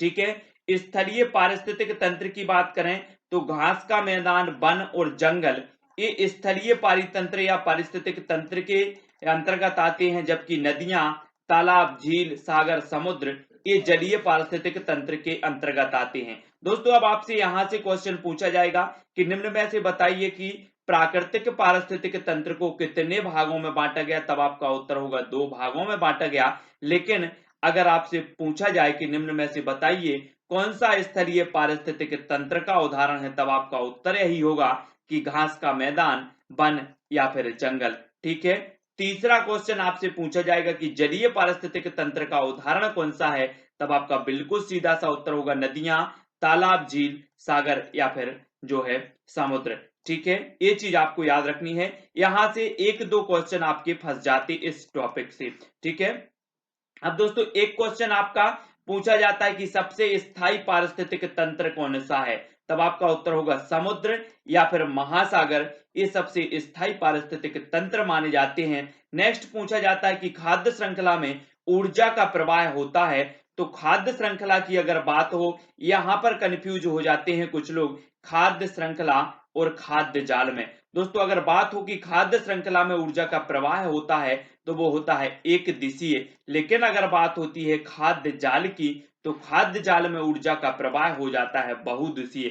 अब ये दो क्वेश्चन आपके कंफ्यूज करने वाले हैं जो आपसे पूछे जाएंगे, जिन्होंने नहीं पढ़ा है, जो खाद्य श्रृंखला को ही खाद्य जाल मान बैठते हैं, वो तो उत्तर लगाएंगे क्या, एक दिशीय। तो यहां से आपका कंफ्यूज दूर होता है और आप वीडियो को लाइक जरूर कर दें। ठीक है, घास का मैदान, अब घास का मैदान देखें दोस्तों, तो इसमें हम देखें इसको उष्ण कटिबंधीय घास का मैदान और शीतोष्ण कटिबंधीय घास के मैदान, घास को मैदान को भी कितने भागों में बांटा गया, दो भागों में बांट दिया गया।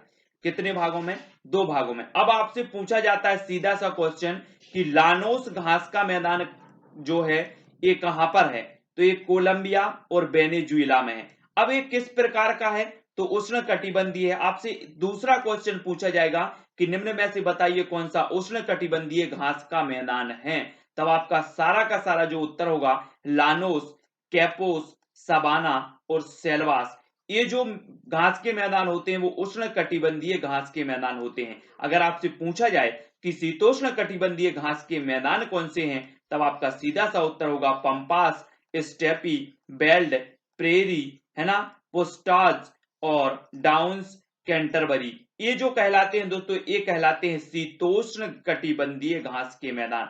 अब आपने समझ लिया यहां पर कि उष्ण कटिबंधीय जो घास के मैदान है वो कौन कहलाते हैं और शीतोष्ण कटिबंधीय घास के मैदान कौन कहलाते हैं। ठीक है, तब आपके यहां से तीन क्वेश्चन बनेंगे कि जो घास के मैदान है इनको कितने वर्गों में विभक्त किया गया, तब आपको उत्तर बताना है कि उष्ण कटिबंधीय, शीतोष्ण कटिबंधीय। आपसे पूछा जाएगा कि उष्ण कटिबंधीय घास का मैदान कौन कौन से हैं, तो ये चार प्रकार के और भी हैं, लेकिन लानोस, कैपोस, सवाना, सेल्वास ये जो है प्रमुख उष्ण कटिबंधीय घास के मैदान होते हैं। शीतोष्ण कटिबंधीय जो घास के मैदान है पंपास है, स्टेपी, बेल्ट, प्रेरी है ना, पोस्टाज, डाउन्स और कैंटरबरी। अब तीसरी प्रकार से जो क्वेश्चन यहां से आएगा तो वो यही आएगा कि पंपास जो घास का मैदान है वो कहां पर है, तब आपका उत्तर होगा अर्जेंटीना में। स्टेपी कहां पर है, मध्य एशिया, यूक्रेन में। बेल्ट कहां पर है, दक्षिण अफ्रीका में। प्रेरी घास के मैदान कहां पर है, उत्तरी अमेरिका, कनाडा में। ठीक है, तो यहां से आपके कई प्रकार के प्रश्न पूछे जाते हैं। अगर वीडियो आपको अच्छा लग रहा है, कुछ समझ में आ रहा है, कुछ आपको प्राप्त हो रहा है, तो वीडियो को लाइक करके अपने मित्रों तक शेयर अवश्य करना है दोस्तों। अब दोस्तों आपने देखा होगा कि पर्यावरण में बचाने के लिए, पर्यावरण को बचाने के लिए विभिन्न प्रकार के आंदोलन चले। अब आंदोलन भी आपके पेपर में पूछे जाते हैं। जैसे बात करें बिश्नोई आंदोलन की, ये 1731 से संबंधित है। इसकी जो संबंधित व्यक्ति थी वो कौन थी, अमृता देवी बिश्नोई। कौन थी, अमृता देवी बिश्नोई। और ये जो इसका जो उद्देश्य था दोस्तों, वो वृक्ष संरक्षण हेतु राजस्थान खेजड़ी वृक्ष को बचाने हेतु ये जो है बिश्नोई आंदोलन जो है चलाया गया और इस 1731 में प्रारंभ किया गया था और अमृता देवी बिश्नोई इससे संबंधित हैं। अब यहां से आपका किस प्रकार का क्वेश्चन पूछा जाएगा, आपसे एक पूछ लिया जाएगा कि बिश्नोई आंदोलन जो है संबंधित है। चार विकल्प आपके होंगे 1732, 1731, 1734, 1735, तब आपका सीधा सा उत्तर हो जाएगा 1731। ठीक है, नेक्स्ट पूछ लिया जाएगा निम्न में से बताइए कौन बिश्नोई आंदोलन से संबंधित नहीं है या फिर संबंधित हैं।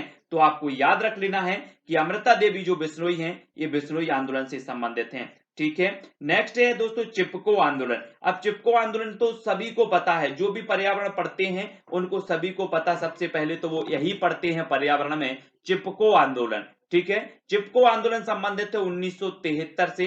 दोस्तों ये उत्तराखंड से है, वृक्ष संरक्षण हेतु इसका उद्देश्य था इस आंदोलन का। ठीक है, उत्तराखंड से संबंधित है और इसके जो प्रमुख थे सुंदरलाल बहुगुणा और चंडी प्रसाद भट्ट इसके प्रमुख माने जाते हैं। ठीक है, चिपको आंदोलन के। नेक्स्ट है अपिक्को आंदोलन।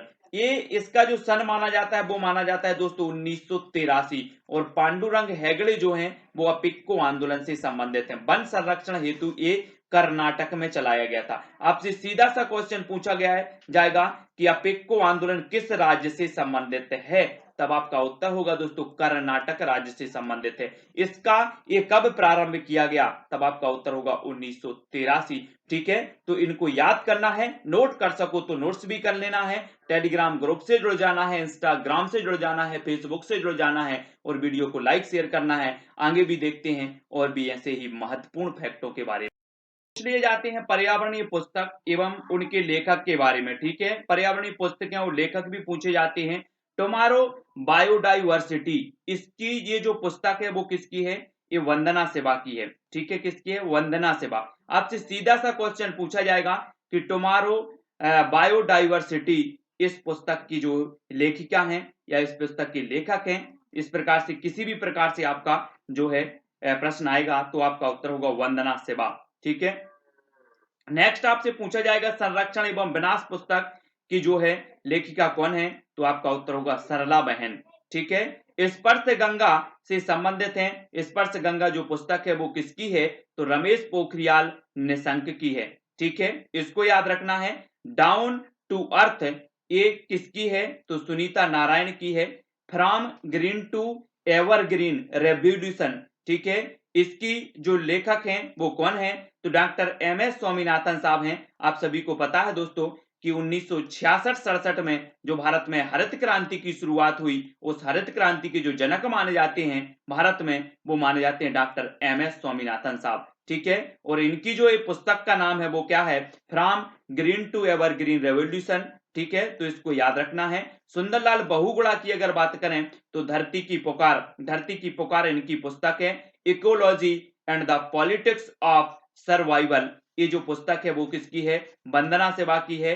बांध नहीं चाहिए, बांध पहाड़ का विनाश है, प्रमुख कथन है, तो ये सुंदरलाल बहुगुणा का है। ये सभी को याद रखना है। सुंदरलाल बहुगुणा को वृक्षों का आदमी कहा जाता है। आपसे क्वेश्चन बनेगा कि वृक्षों का आदमी किसे कहा जाता है, तब आपका उत्तर होगा सुंदरलाल बहुगुणा को। ठीक है, सभी लोग याद करेंगे। अगर आपको समझ में आ रहा है तो दोस्तों कमेंट के माध्यम से बताएं। अब बहुत सारे ऐसे परियोजना चली जो आपसे पूछ लिए जाते हैं, जैसे बात करें प्रोजेक्ट टाइगर की, आपसे सीधा सा क्वेश्चन पूछा जाएगा कि प्रोजेक्ट टाइगर की शुरुआत कब हुई, प्रोजेक्ट टाइगर परियोजना की शुरुआत कब हुई, तो आपका उत्तर होगा दोस्तों 1973। ठीक है, फिर पूछ लिया जाएगा प्रोजेक्ट एलिफेंट की शुरुआत कब हुई, तब आपका उत्तर होगा 1992। हंगुल परियोजना की शुरुआत कब हुई, तब आपका उत्तर होगा 1970। ठीक है, गैंडा परियोजना की शुरुआत कब हुई, तब आपका उत्तर होगा 1987। समुद्री कछुआ परियोजना की शुरुआत कब हुई, 1975। प्रोजेक्ट रैंडपाटा की शुरुआत कब हुई, 1996। हिम तेंदुआ परियोजना की शुरुआत कब हुई, तो 2009 में। और गिद्ध संरक्षण परियोजना की शुरुआत कब हुई, तो 2006 में हुई। तो यहां से ये क्वेश्चन आपसे निश्चित ही पूछ लिया जाता है, जो आपको बहुत ही सीरियसली ढंग से पढ़ना है ना, तो ये चीज आप पढ़ेंगे। और भी देख लेते हैं दोस्तों ऊर्जा के संसाधन। ऊर्जा संसाधन आपने पढ़े होंगे दोस्तों, आप रोज देखते हैं कि जो सूर्य है, सूर्य हमारा अक्षय संसाधन है। सूर्य ऊर्जा ऐसा या सबसे बड़ा जो है ऊर्जा का एकमात्र स्रोत है जो सबसे बड़ा है सूर्य। ठीक है, अब इसके दो जो है प्रकार हैं दोस्तों, ऊर्जा के जो संसाधन इसके दो प्रकार हैं, कौन कौन से? एक तो नवीकरणीय ऊर्जा संसाधन और अनवीकरणीय ऊर्जा संसाधन। ठीक है, आपको याद रखना है, नवीकरणीय ऊर्जा संसाधन से तात्पर्य ऐसे होते हैं, ऐसे संसाधन जिनका उपयोग हम कई बार कर सकते हैं, बार बार कर सकते हैं, लेकिन ऐसे भी कुछ संसाधन होता है जिनका उपयोग केवल हम एक बार कर सकते हैं, वो कहलाते हैं अनवीकरणीय, और जिनका उपयोग हम बार बार कर सकते हैं वो कहलाते हैं नवीकरणीय। ठीक है, तो याद रख लेना है आपको नवीकरणीय और अनवीकरणीय। एमपीटेट ग्रेड 3 की अगर बात करें तो एक क्वेश्चन यहां से पूछा गया था कि कौन निम्न में से बताइए कौन सा अनवीकरणीय ऊर्जा का संसाधन है, आपने पेपर देखा होगा। ठीक है, तो सीरियसली तरीके से पढ़ना है। नवीकरणीय ऊर्जा संसाधन सौर ऊर्जा, पवन ऊर्जा, भूतापीय ऊर्जा, बायोगैस ऊर्जा, ज्वारीय ऊर्जा और जल विद्युत, ये क्या है? ऊर्जा के नवीकरणीय ऊर्जा के संसाधन है। जबकि बात कर लेते हैं अनवीकरणीय ऊर्जा संसाधन, तो कोयला, डीजल, पेट्रोलियम और प्राकृतिक गैस, ये क्या कहलाते हैं? अनवीकरणीय ऊर्जा के संसाधन कहलाते हैं। ठीक है, तो ना नवीकरणीय ऊर्जा यानी कि गैर परंपरागत ऊर्जा के स्रोत, जैसे बात करें सौर ऊर्जा, पवन ऊर्जा, जल ऊर्जा, ज्वारीय ऊर्जा, भूतापीय ऊर्जा और बायोगैस ऊर्जा। अब दोस्तों यहां भी क्वेश्चन बनता है, अब आपको याद रख लेना है अनवीकरणीय यानी कि जिनको पुनः उपयोग में नहीं लाया जा सकता वो क्या है? परंपरागत हैं, और जिनको उपयोग में लिया जा सकता है वो गैर परंपरागत। अब यहां से क्वेश्चन, अब सभी को पता होता है दोस्तों कि हमने नवीकरणीय पढ़ लिया और अनवीकरणीय पढ़ लिया, लेकिन जो नवीकरणीय होते हैं उन्हें गैर परंपरागत ऊर्जा के स्रोत भी कहा जाता है, और जो अनवीकरणीय होते हैं उन्हें परंपरागत ऊर्जा के स्रोत भी कहा जाता है। ठीक है, तो आपको याद रख लेना है, आपसे एक क्वेश्चन आएगा कि परंपरागत निम्न में से बताइए कौन सा परंपरागत ऊर्जा का स्रोत है, तब आपको पता होनी चाहिए कि कोयला, पेट्रोल, डीजल, मिट्टी का तेल, प्राकृतिक गैस, ये जो हैं ये ऊर्जा के परंपरागत स्रोत हैं। और अगर आपसे पूछा जाए कि निम्न में से बताइए ऊर्जा का कौन सा गैर परंपरागत स्रोत है, तो आपका उत्तर होगा सौर ऊर्जा, पवन ऊर्जा, जल ऊर्जा, ज्वारीय ऊर्जा, भूतापीय ऊर्जा और बायोगैस ऊर्जा। ठीक है, तो यहां से क्वेश्चन आपका दोस्तों परफेक्ट और 1 नंबर यहां से आपका होने वाला है। ठीक है, ऐसे ही कुछ महत्वपूर्ण रोज वीडियो आते हैं, आप रोज पढ़ें, प्ले लिस्ट में देखें, ऐसे बहुत सारे वीडियो हैं। जीवाश्म ईंधन, कोयला, पेट्रोलियम और प्राकृतिक गैस, ये जीवाश्म ईंधन के उदाहरण माने जाते हैं। ठीक है, बायोडीजल प्राप्त होता है तो जेट्रोफा रतन जोत से ये प्राप्त होता है। बायोगैस का प्रमुख जो घटक है वो क्या है? मीथेन है। मेथेन गैस का उत्सर्जन होता है तो धान का खेत, दलदली स्थान, जुगाली करने वाले जो पशु हैं, इनसे मेथेन गैस का उत्सर्जन होता है। ठीक है, वाहनों में प्रयुक्त होने वाला प्राकृतिक गैस जो न्यूनतम पर्यावरण प्रदूषण करता है वो कौन सा है? CNG gas. ठीक है, सीएनजी गैस आपको याद रख लेना है, और सीएनजी का प्रमुख संगठक है तो मीथेन है। एलपीजी गैस में मुख्यतः पाया जाता है तो प्रोपेन, ब्यूटेन और आइसोब्यूटेन। ठीक है, इनको याद रख लेना है। अब दोस्तों और भी कुछ पढ़ लेते हैं, कुछ और क्वेश्चन है दोस्तों, आपको बताना है जल का अणु सूत्र है तो क्या है? H2O। ठीक है, भारी जल का अणु सूत्र है तो D2O। जल की स्थायी कठोरता का कारण है तो कैल्शियम और मैग्नीशियम के क्लोराइड तथा सल्फेट। जल की अस्थायी कठोरता का कारण क्या है? कैल्शियम और मैग्नीशियम के बाइकार्बोनेट के कारण जल की अस्थायी कठोरता होती है। जल का अधिकतम जो घनत्व होता है दोस्तों वो होता है 4 अंश सेल्सियस पर। ठीक है, शुद्ध जल का पीएच मान जो होता है वो क्या होता है? 7। जल में उपस्थित कीटाणुओं को दूर करने के लिए उपयोग किया जाता है तो ब्लीचिंग पाउडर, पोटेशियम और परमैंगनेट। ठीक है, भारत का जल पुरुष कहा जाता है तो राजेंद्र सिंह को जल पुरुष कहा जाता है। पानी पंचायत प्रारंभ की गई तो पुणे महाराष्ट्र में की गई। ठीक है, विश्व जल संरक्षण दिवस मनाया जाता है तो 22 मार्च को मनाया जाता है। समुद्री जल में सर्वाधिक मात्रा में पाया जाता है तो सोडियम क्लोराइड पाया जाता है। सोडियम जो है जिलोलाइट का अणु सूत्र क्या है? तो आपको याद रख लेना है Na2Al2Si2O, है ना, और SXH2O, ये क्या होता है? सोडियम जियोलाइट का अणु सूत्र माना जाता है। ठीक है, जल की आर्द्रता को मापा जाता है तो हाइग्रोमीटर से मापा जाता है। वर्ष 2019 में मनाए गए विश्व जल दिवस का जो मुख्य विषय था वो क्या था, आपको याद रख लेना है, लिविंग नो वन बिहाइंड। ठीक है, किसी को पीछे नहीं छोड़ना, किसी को पीछे नहीं छोड़ना। ये 2019 में मनाए गए विश्व जल दिवस की थीम थी, विषय था। भारत में सर्वाधिक वर्षा होती है तो कहाँ होती है, मौसिनराम में होती है, जो कहां पर स्थित है, मेघालय में स्थित है।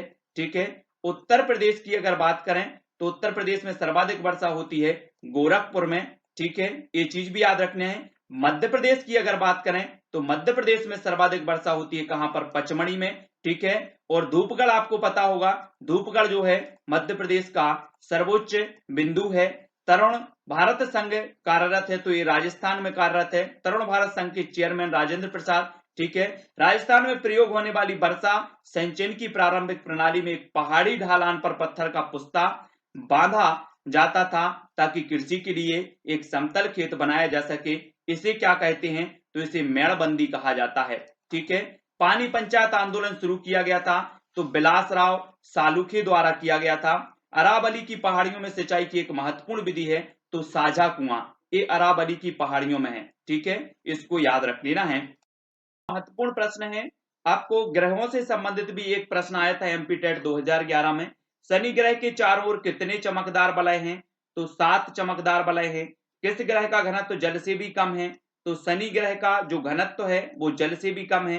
पृथ्वी का एकमात्र जो उपग्रह है वो कौन सा है, चंद्रमा है। उत्तरी गोलार्ध कर्क रेखा पर सबसे बड़ा दिन होता है तो 21 जून को होता है। ठीक है, दक्षिणी गोलार्ध मकर रेखा पर सबसे बड़ा दिन होता है 22 दिसंबर को।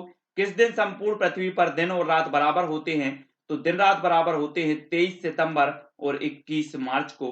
ठीक है, तो दोस्तों सबसे पहले हम बात करेंगे कि एकमात्र जलीय कीट बक्षी पौधा है तो कौन सा है। एकमात्र जलीय कीट बक्षी पौधा जो है यूट्रिकुलेरिया, कौन सा है, यूट्रिकुलेरिया, आपको याद रख लेना है, यूट्रिकुलेरिया। ठीक है, कीट बक्षी पादप जिस मृदा में उगते हैं उसमें कौन सा तत्व नहीं होता, तो कौन सा तत्व नहीं होता, नाइट्रोजन। कौन सा तत्व नहीं होता, नाइट्रोजन नहीं होता है, और एक कीट का भक्षण करके नाइट्रोजन प्राप्त करते हैं। ठीक है, तो आपको याद रख लेना, आपसे सीधा सा क्वेश्चन पूछा जाएगा कि कीट भक्षी पादप जिस मृदा में उगते हैं उसमें कौन सा तत्व नहीं होता, तो आपका उत्तर हो जाएगा नाइट्रोजन। ठीक है, मरुस्थल में उगने वाले पौधे कहलाते हैं तो क्या कहलाते हैं, सभी ने पढ़ा है, इन्हें जीरोफाइट कहते हैं। क्या कहते हैं, जीरोफाइट, है ना। मरुस्थल में उगने वाले पौधों को जीरोफाइट कहा जाता है। नमकीन तथा दलदली स्थान में उगने वाले पौधे फैलोफाइट कहलाते, क्या कहलाते, फैलोफाइट। जल में उगने वाले पौधे कहलाते हाइड्रोफाइट। आपसे सीधा सा क्वेश्चन बनेगा कि मरुस्थल में उगने वाले पौधों को क्या कहा जाता है, तो उत्तर होगा जीरोफाइट। जल में उगने वाले पौधे को कहा जाता है तो हाइड्रोफाइट। खरपतवार नाशी है तो कौन सा है, 2,4-D। 2,4-D एक खरपतवार नाशक होता है। ठीक है, खरपतवार को नष्ट करने वाला हार्मोन कौन सा है, ऑक्सिन। ऑक्सिन है। कोशिका विभाजन के लिए आवश्यक हार्मोन्स है तो साइटोकाइनिन। कच्चे फलों को पकाने वाला हार्मोन कौन सा है, तो एथिलीन। कच्चे फलों को पकाने वाला, ये तो कई बार पूछा गया है, कच्चे फलों को पकाने वाला जो हार्मोन है वो एथिलीन कहलाता है। कृत्रिम विधि से कच्चे फलों को पकाया जाता है तो एसिटिलीन से। कैसे पकाया जाता है, एसिटिलीन से। फूल खिलाने वाला हार्मोन कौन सा है, फ्लोरीजेन। फूल खिलाने वाला है फ्लोरीजेन। पादप हार्मोन्स नहीं है तो फाइटोक्रोम, ये पादप हार्मोन्स नहीं है। पत्तियों का हरा रंग होता है तो क्यों होता है, आपने देखा होगा पेड़ पौधों में जो पत्तियों का हरा रंग होता है वो होता है क्लोरोफिल के कारण। सभी को पता होगा क्लोरोफिल के कारण होता है। क्लोरोफिल में धातु पाई जाती है तो कौन सी पाई जाती है, मैग्नीशियम धातु पाई जाती है क्लोरोफिल में, और क्लोरोफिल के कारण पत्तियों का जो हरा रंग होता है।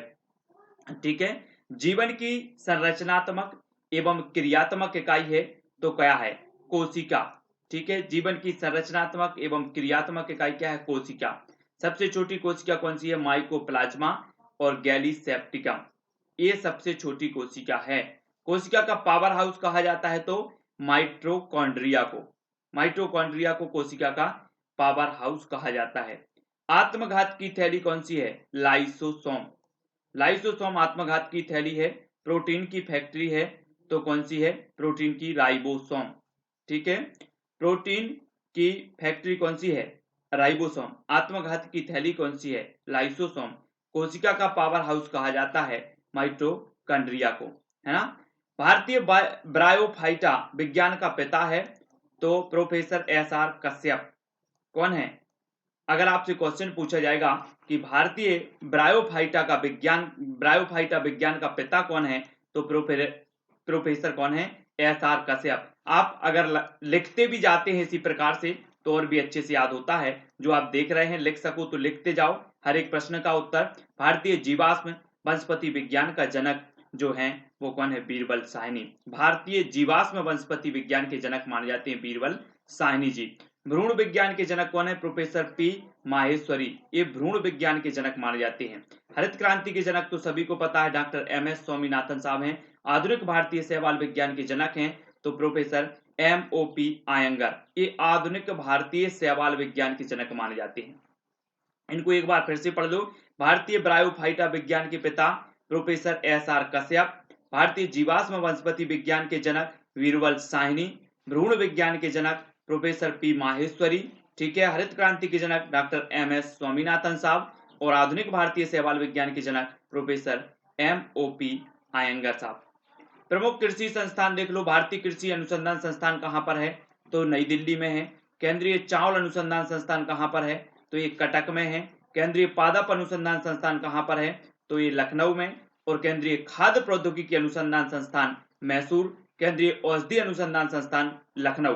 तो बहुत अच्छे से याद रखना है दोस्तों। यहां से क्वेश्चन बन जाता है, सीधा सा क्वेश्चन आपसे पूछा जाता है कि भारतीय कृषि अनुसंधान संस्थान कहां पर है, तो आपका उत्तर होगा नई दिल्ली में है। केंद्रीय चावल अनुसंधान संस्थान कहां पर है, तो आपका सीधा सा उत्तर होगा कटक में। ठीक है। केंद्रीय पादप अनुसंधान संस्थान कहां है, तो ये लखनऊ। और केंद्रीय खाद्य प्रौद्योगिकी अनुसंधान संस्थान है तो मैसूर कर्नाटक में। केंद्रीय औषधि अनुसंधान संस्थान कहां पर है, तो ये लखनऊ में है। इनको सभी लोग याद रखेंगे। ठीक है।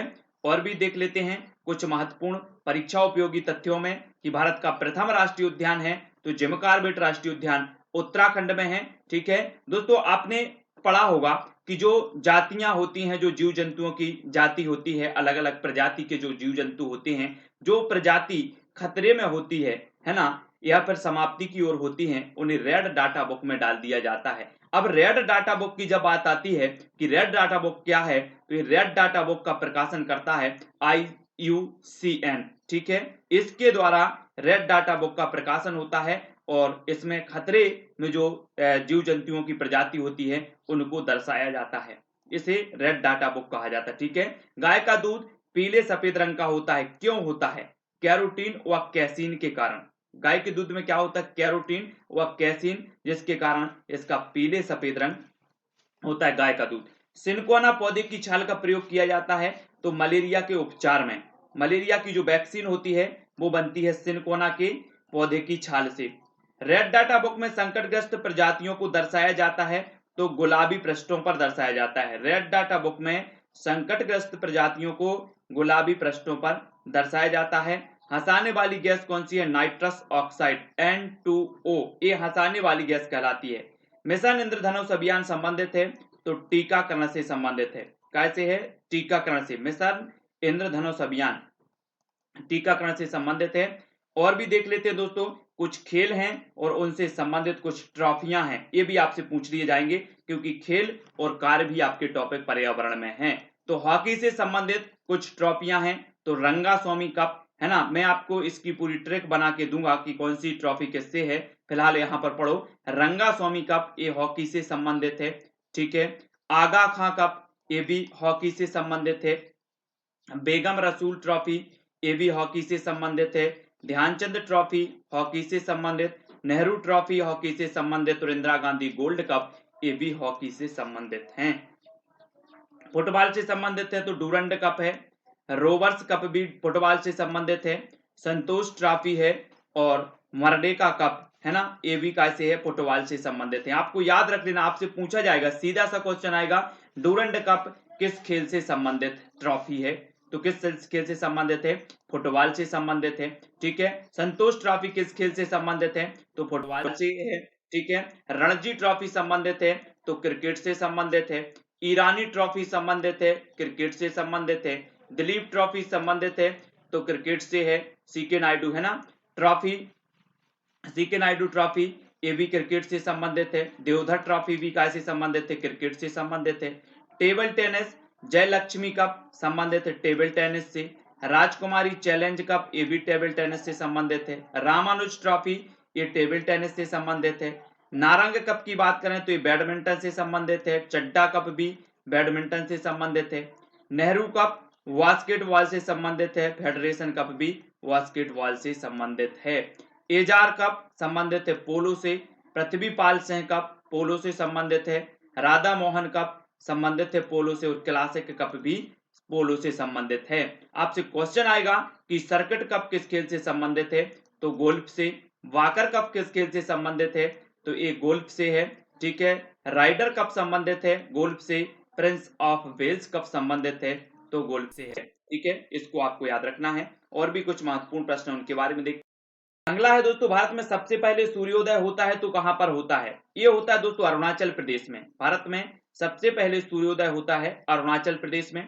सबसे कठोर पदार्थ कौन सा है, तो सबसे कठोर पदार्थ होता है हीरा। और हीरा के लिए मजगवा खान जानी जाती है जो कि पन्ना जिले में स्थित है। ठीक है ना। और हीरा संग्रहालय बनाया जा रहा है कहां पर, खजुराहो में। खजुराहो में हीरा संग्रहालय बनाया गया है। ठीक है, गोवा के लोग किस तेल में वनी मछली खाते हैं, तो ये खाते हैं नारियल तेल में। केरल के लोग नारियल डली हुई किसी भी करी के साथ उबला जो है टेपियोका खाते हैं, है ना। हैदराबाद में स्थित हुसैन सागर झील किस जीव की वृद्धि से नष्ट हुई, तो जलकुंभी से ये नष्ट हुई है। परितंत्र का गतिक हृदय कहलाता है, तो ऊर्जा प्रवाह व खनिज चक्र ये परितंत्र का गतिक हृदय कहलाता है। अंतरिक्ष यान में बनाया गया परितंत्र होता है तो कैसा होता है, कृत्रिम होता है। मानव निर्मित पारिस्थितिक तंत्र है तो फसल पारितंत्र ये मानव निर्मित पारिस्थितिक तंत्र है। अंतरराष्ट्रीय अम्ल वर्षा सूचना केंद्र स्थापित किया गया तो ओस्लो में। कहां पर किया गया अंतरराष्ट्रीय अम्ल वर्षा सूचना केंद्र, ओस्लो। भारत में मैंग्रोव वनस्पति अधिक विस्तृत रूप से पाई जाती है, ये पाई जाती है सुंदरबन में। ठीक है, पारिस्थितिक स्थायी मितव्ययिता है यह किस आंदोलन का नारा है, तो ये चिपको आंदोलन का नारा है। ओजोन गैस का सर्वाधिक संकेंद्रण किस मंडल में मिलता है, तो समताप मंडल में। समताप मंडल सभी को पता है कि इस मंडल को तो ओजोन मंडल के नाम से भी पुकारा जाता है। ठीक है, महासागरों में पाई जाने वाली प्रवाल भित्तियों के विरंजन का कारण है तो क्या है, ग्लोबल वार्मिंग। ठीक है, और दोस्तों अब आपको बताना है एक और जो प्रश्न है कि विश्व का फेफड़ा किसे कहा जाता है। विश्व का फेफड़ा बताना है तो आपका सीधा सा उत्तर होगा विश्व का फेफड़ा ब्राजील के वनों को कहा जाता है, विश्व का फेफड़ा। ठीक है, ब्राजील के वनों को। किस मैदान क्षेत्र में हरित क्रांति की शुरुआत की गई, तो वांगार। भारत के किस राज्य में उसके क्षेत्रफल का अधिकतम प्रतिशत राष्ट्रीय उद्यानों संरक्षित क्षेत्रों के अंतर्गत आता है, तो वो आता है सिक्किम। धुएं में आंख में जलन पैदा करने वाला पदार्थ कौन सा है, तो नाइट्रिक ऑक्साइड। Nitric oxide. यदि पृथ्वी एवं अंतरिक्ष के बीच से वायुमंडल को हटा हुआ माना जाए तो आसमान का रंग कैसा होगा। पृथ्वी एवं अंतरिक्ष के बीच से वायुमंडल को हटा हुआ माना जाए तो अंतरिक्ष का जो रंग होगा वो कैसा होगा, काला। मोस्ट इंपोर्टेंट आईएमपी क्वेश्चन, कैसा होगा, काला होगा। सबसे निम्न तापमान किस मंडल का होता है, तो ये होता है मध्य मंडल का। क्या किस मंडल का होता है, मध्य मंडल का। आपने सबसे नीचे परत पड़ी होगी क्षोभ मंडल, फिर होती है समताप मंडल, फिर होती है मध्य मंडल। ये मध्य मंडल का सबसे कम तापमान होता है, मध्य मंडल का। समुद्र की गहराई मापने, सिग्नल देने एवं छिपी वस्तुओं का पता लगाने में किस ध्वनि तरंग का प्रयोग किया जाता है, तो वो ध्वनि तरंग का नाम है पराश्रव्य ध्वनि तरंग। क्या नाम है, पराश्रव्य ध्वनि तरंग। ठीक है, अब दोस्तों पर्यावरण शिक्षा आधारित है तो किस पर आधारित है। सभी को पता है कि आज की जो समावेशी कक्षा है, समावेशी शिक्षा जो प्रणाली चल रही है उसमें बाल केंद्रिता पर जो है ध्यान दिया जाता है या फिर बाल केंद्रित शिक्षा पर जोर दिया जाता है। पर्यावरण अध्ययन में एनसीएफ सुझाती है तो क्या सुझाती है, एनसीएफ बच्चों के स्कूली जीवन को बाहर के जीवन से जोड़ना, ये एनसीएफ सिखाती है। पर्यावरण अध्ययन के पाठ्यक्रम में बांटा गया है तो 6 थीमों में बांटा गया है। ठीक है, वो थीमें देखो दोस्तों, वर्तमान पर्यावरण अध्ययन पाठ्यक्रम को 6 थीमें में बांटा गया, वो कौन कौन सी है। आपसे सीधा सा एक क्वेश्चन बनेगा, निम्न में से बताइए कौन सा पर्यावरण अध्ययन के पाठ्यक्रमों की थीमों में से नहीं है, तो आपका उत्तर होना चाहिए परिवार एवं मित्र है, भोजन है, पानी है, आवास है, यात्रा, हम चीजें कैसे सीखते हैं। आपने देखा होगा कि यही जो सिलेबस में आपको मिल जाता है कि परिवार और मित्र आपने पढ़ा, भोजन भी पढ़ा, पानी, आवास, यात्रा, हम चीजें, ये पाठ्यक्रम में है ना। तो आपको याद रख लेना, 6 थीमों में इनको बांटा गया है। ईबीएस संक्षेपण का अर्थ क्या है? ईबीएस संक्षेपण का अर्थ होता है दोस्तों एनवायरमेंटल स्टडीज, ठीक है। एनसीएफ 2005 सिफारिश नहीं करती, किसकी? कक्षा 1 और 2 में पर्यावरण अध्ययन की पाठ्य पुस्तकों की सिफारिश नहीं करती। कौन? एनसीएफ 2005। कक्षा 3 से 5 तक की एनसीईआरटी की हिंदी एवं अंग्रेजी में पर्यावरण का शीर्षक क्या है? तो आपको ये भी पता होनी चाहिए, क्योंकि आप प्राथमिक कक्षा से संबंधित अगर हैं, प्राथमिक कक्षा से संबंधित पेपर दे रहे हैं, तो एनसीईआरटी कक्षा 3 से 5 तक की जो कक्षा है, जो पुस्तक है, उसे कहा जाता है, क्या कहा जाता है? हिंदी एवं अंग्रेजी में पर्यावरण का जो शीर्षक है वो आसपास, ठीक है, लुकिंग अराउंड, ये अंग्रेजी में है। पर्यावरण अध्ययन के शिक्षण हेतु कौन सा उद्देश्य नहीं है? तो विज्ञान के आधारभूत प्रत्ययों और सिद्धांतों को रटकर याद करना, ये सिद्धांत नहीं माना जाता, ये उद्देश्य नहीं माना जाता। प्राथमिक स्तर पर ईबीएस की पढ़ाई का एक प्रमुख उद्देश्य क्या है प्राथमिक स्तर पर? तो कक्षा की पढ़ाई को शिक्षार्थी के विद्यालय से बाहर के जो है जीवन को जोड़ना, है ना, अपने आसपास के वातावरण के साथ जोड़ना। अब दोस्तों यहां पर कुछ दिए हैं, कुछ यहां से एक क्वेश्चन आपका पक्का बन जाता है। पढ़ने की अक्षमता, एलेक्सिया और डिसलेक्सिया, ठीक है। मौखिक रूप से सीखने की अक्षमता, अफेजिया, डिस्फेजिया। लिखने की अक्षमता, डिस्ग्राफिया। गणित सीखने की अक्षमता, डिस्कैल्कुलिया। प्राथमिक स्तर पर शिक्षार्थियों का आकलन करने का सर्वश्रेष्ठ तरीका क्या है? तो पोर्टफोलियो है। एक अच्छे परीक्षण की विशेषताएं होती हैं वैधता, विश्वसनीयता, वस्तुनिष्ठता और व्यवहारिकता। जिन प्रश्नों का उत्तर अलग अलग होता है कहलाते हैं मुक्त अंत वाले उत्तर कहलाते हैं। क्या कहलाते हैं? जिन प्रश्नों का उत्तर अलग अलग होता है वो मुक्त अंत वाले प्रश्न कहलाते हैं, और जिन प्रश्नों का उत्तर एक ही होता है वो बद्ध अंत वाले प्रश्न। आप किसी भी परिस्थिति में जाइए, उन प्रश्नों का उत्तर एक ही होगा। तो ये बद्ध अंत वाले प्रश्न हैं, जिनके अलग अलग हो सकते हैं, वो मुक्त अंत वाले प्रश्न हैं, ठीक है, इनको याद रखना है। और भी देख लेते दोस्तों, operation black board. Operation black board 1987-88 में प्रारंभ किया गया। राष्ट्रीय साक्षरता मिशन 1988, ठीक है। सर्व शिक्षा अभियान 2000-2001। नई शिक्षा नीति डॉक्टर कस्तूररंगन वाली 2017। महिला शिक्षा पर राष्ट्रीय समिति दुर्गाबाई देशमुख समिति 1958 में मुक्त महिला शिक्षा पर राष्ट्रीय समिति बनी है। पर्यावरण अध्ययन के संदर्भ में बोझ के बिना सीखना क्या बताता है? अवबोध का भार कम करने की जरूरत, बोझ के बिना सीखना। प्राथमिक स्तर पर शिक्षण की खेल विधि आधारित है, तो शिक्षण की विधि सिद्धांत पर, शिक्षण विधि के सिद्धांत पर आधारित है खेल विधि। कुछ प्रतीक चिन्ह है, उनको भी याद करना है। कलम, कलम काय का संस्कृति एवं सभ्यता का प्रतीक है। रेड क्रॉस डॉक्टरी सहायता या अस्पताल का प्रतीक है। लाल झंडा खतरे या फिर क्रांति का प्रतीक है। काला झंडा विरोध का प्रतीक है। उल्टा झंडा संकट का प्रतीक है। उल्टा झंडा, झुका झंडा राष्ट्रीय शोक का प्रतीक है। चक्र प्रगति का प्रतीक है। लाल प्रकाश खतरा यातायात में रुकने का प्रतीक है। हरा प्रकाश यातायात को जाने का प्रतीक है, ठीक है। अब प्रमुख पर्यटन स्थल हैं जिनको भी हम जानेंगे, जैसे एलिफेंटा की गुफा, ये कहां पर है? महाराष्ट्र में है। निर्माण करवाया था राष्ट्रकूट शासकों द्वारा। अजंता की गुफा महाराष्ट्र में है, निर्माण गुप्त शासनकाल में हुआ था। एलोरा की गुफाएं महाराष्ट्र में है, औरंगाबाद, बौद्धों के द्वारा ये हुआ था एलोरा की गुफाएं। तो अजंता, एलिफेंटा, एलोरा की गुफाएं ये महाराष्ट्र में है, इनको आपको याद रखना है, अलग अलग शासकों ने इनका निर्माण करवाया है। एकमात्र जलीय कीट भक्षी पौधा कौन सा है? तो ये तो हमने पढ़ लिया है, यूट्रिकोलेरिया, ठीक है। इसको फिर से, यूट्रिकोलेरिया, ये कुछ कठिन प्रश्न थे, इनको हमें फिर से एक बार पढ़ना है। एकमात्र जलीय कीट भक्षी पौधा है यूट्रिकोलेरिया। कीट भक्षी पादप जिस मृदा में उगते हैं उसमें कौन सा तत्व नहीं होता? नाइट्रोजन। मरुस्थल में उगने वाले पौधे कहलाते जीरोफाइट। नमकीन तथा दलदली स्थान में उगने वाले पौधे हेलोफाइट, ठीक है। जल में उगने वाले पौधे हाइड्रोफाइट। खरपतवार नाशी है तो 2,4-D है। खरपतवार को नष्ट करने वाला हार्मोन ऑक्सिन। कोशिका विभाजन के लिए आवश्यक हार्मोन साइटोकाइनिन है, साइटोकाइनिन। कच्चे फलों को पकाने वाला हार्मोन है एथिलीन। कृत्रिम विधि से कच्चे फलों को पकाया जाता है एसिटिलिन से। कैसे? एसिटिलिन से, ठीक है। फूल खिलाने वाला हार्मोन है फ्लोरिजेन।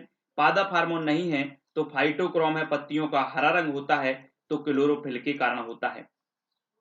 क्लोरोफिल में धातु पाई जाती है तो मैग्नीशियम धातु पाई जाती है। जीवन संरचनात्मक एवं क्रियात्मक इकाई है तो काय का है, कोशिका का।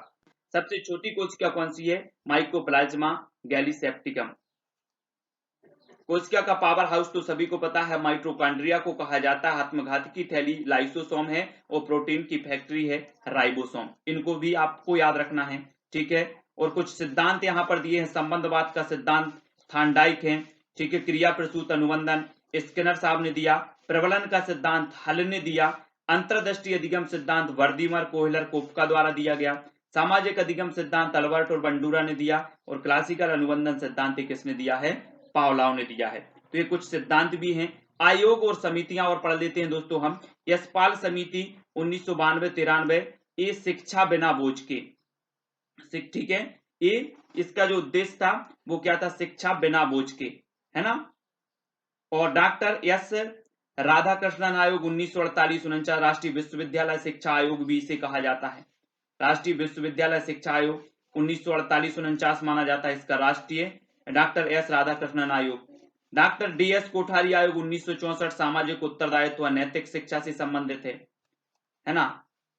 जस्टिस जे एस वर्मा समिति, शिक्षकों की दक्षता की समय समय पर जांच, जस्टिस जे एस वर्मा समिति 2012। संबंध, सबसे पहले हम अंटार्कटिका महाद्वीप को पढ़ेंगे, ठीक है। एक क्वेश्चन आपसे पूछा जाएगा कि श्वेत महाद्वीप किसे कहते हैं, तो अंटार्कटिका महाद्वीप को श्वेत महाद्वीप कहा जाता है। दक्षिणी ध्रुव पर पहुंचने वाला प्रथम व्यक्ति एमंडसेन था। सक्रिय ज्वालामुखी है तो कौन सा है, माउंट एरबुस, ये सक्रिय ज्वालामुखी है यहाँ का। अंटार्कटिका की मुख्य वनस्पति लाइकेन और मॉस है। भारतीय द्वितीय शोध संस्थान है कौन सा, मैत्री, 1989 में स्थापित किया गया। भारतीय तृतीय शोध संस्थान कौन सा है, तो भारतीय है, ठीक है। तो ये अंटार्कटिका के बारे में कुछ आपसे अगर क्वेश्चन पूछ लिया जाए कि श्वेत महाद्वीप किसे कहते हैं, तब आपका सीधा उत्तर होगा अंटार्कटिका महाद्वीप को कहते हैं, ठीक है। अब दोस्तों हम अफ्रीका महाद्वीप के कुछ महत्वपूर्ण प्रश्नों को देखेंगे। विश्व का दूसरा सबसे बड़ा महाद्वीप कौन सा है, तो अफ्रीका महाद्वीप है, ठीक है। दूसरा सबसे बड़ा महाद्वीप, है ना। ड्रकेंसबर्ग पर्वत स्थित है तो ये भी अफ्रीका महाद्वीप में है, ड्रकेंसबर्ग। स्वर्ण नगर स्थित है तो दक्षिण अफ्रीका जोहान्सबर्ग, इसे स्वर्ण नगर कहा जाता है, ठीक है। हीरो का नगर किम्बरले, हीरो का नगर किम्बरले, ये भी कहां पर है, अफ्रीका महाद्वीप में है। वनों का देश कहा जाता है तो कांगो को वनों का देश कहा जाता है। जनजातियों का महाद्वीप है तो अफ्रीका महाद्वीप है, ठीक है।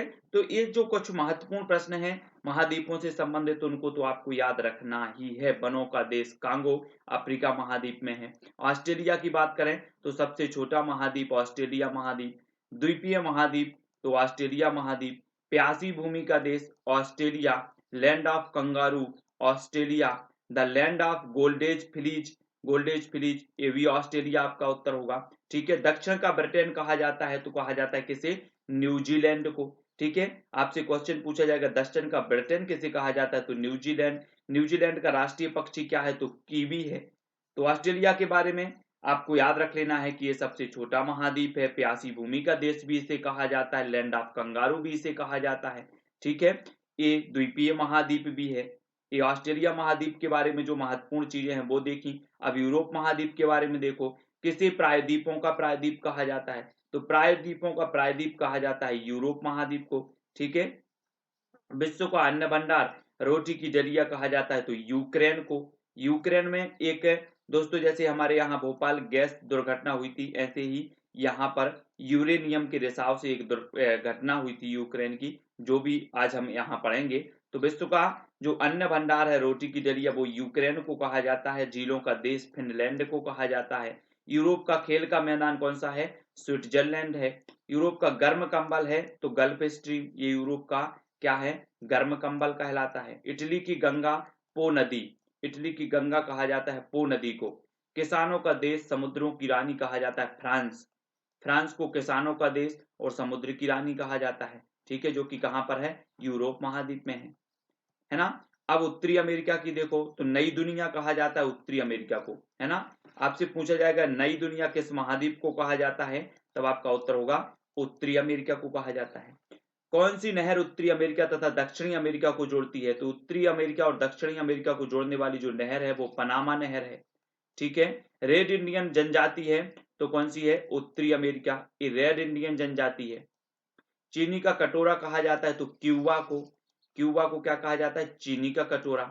ठीक है। सबसे बड़ा रेलवे जंक्शन है तो शिकागो। ठीक है। सबसे बड़ा बंदरगाह है तो न्यूयॉर्क है। सबसे बड़ी सोने की खान है तो ओंटेरियो कनाडा, ये सबसे बड़ी सोने की खान है उत्तरी अमेरिका में। ठीक है। अब एशिया महाद्वीप देख लो। एशिया महाद्वीप विश्व का सबसे बड़ा महाद्वीप है ना। ये सबसे बड़ा महाद्वीप कौन सा है? एशिया महाद्वीप। विश्व की सबसे ऊंची चोटी भी एशिया महाद्वीप में है, माउंट एवरेस्ट, है ना। 8,848 से 8,850 मीटर इसकी ऊंचाई है। एशिया को अफ्रीका से अलग करता है तो लाल सागर और सुएज नहर करती है। एशिया को अफ्रीका से लाल सागर और सुएज नहर। एशिया को उत्तरी अमेरिका से अलग करती है तो बेरिंग जल संधि करती है। विश्व का सबसे बड़ा प्रायद्वीप है तो अरब प्रायद्वीप है। माउंट एवरेस्ट पर्वतमाला जिसे नेपाल में जाना जाता है तो ये जाना जाता है सागरमाथा के नाम से। विश्व का सबसे ऊंचा पठार है तो पामीर का पठार, विश्व का सबसे ऊंचा। एशिया की सबसे लंबी नदी कौन सी है?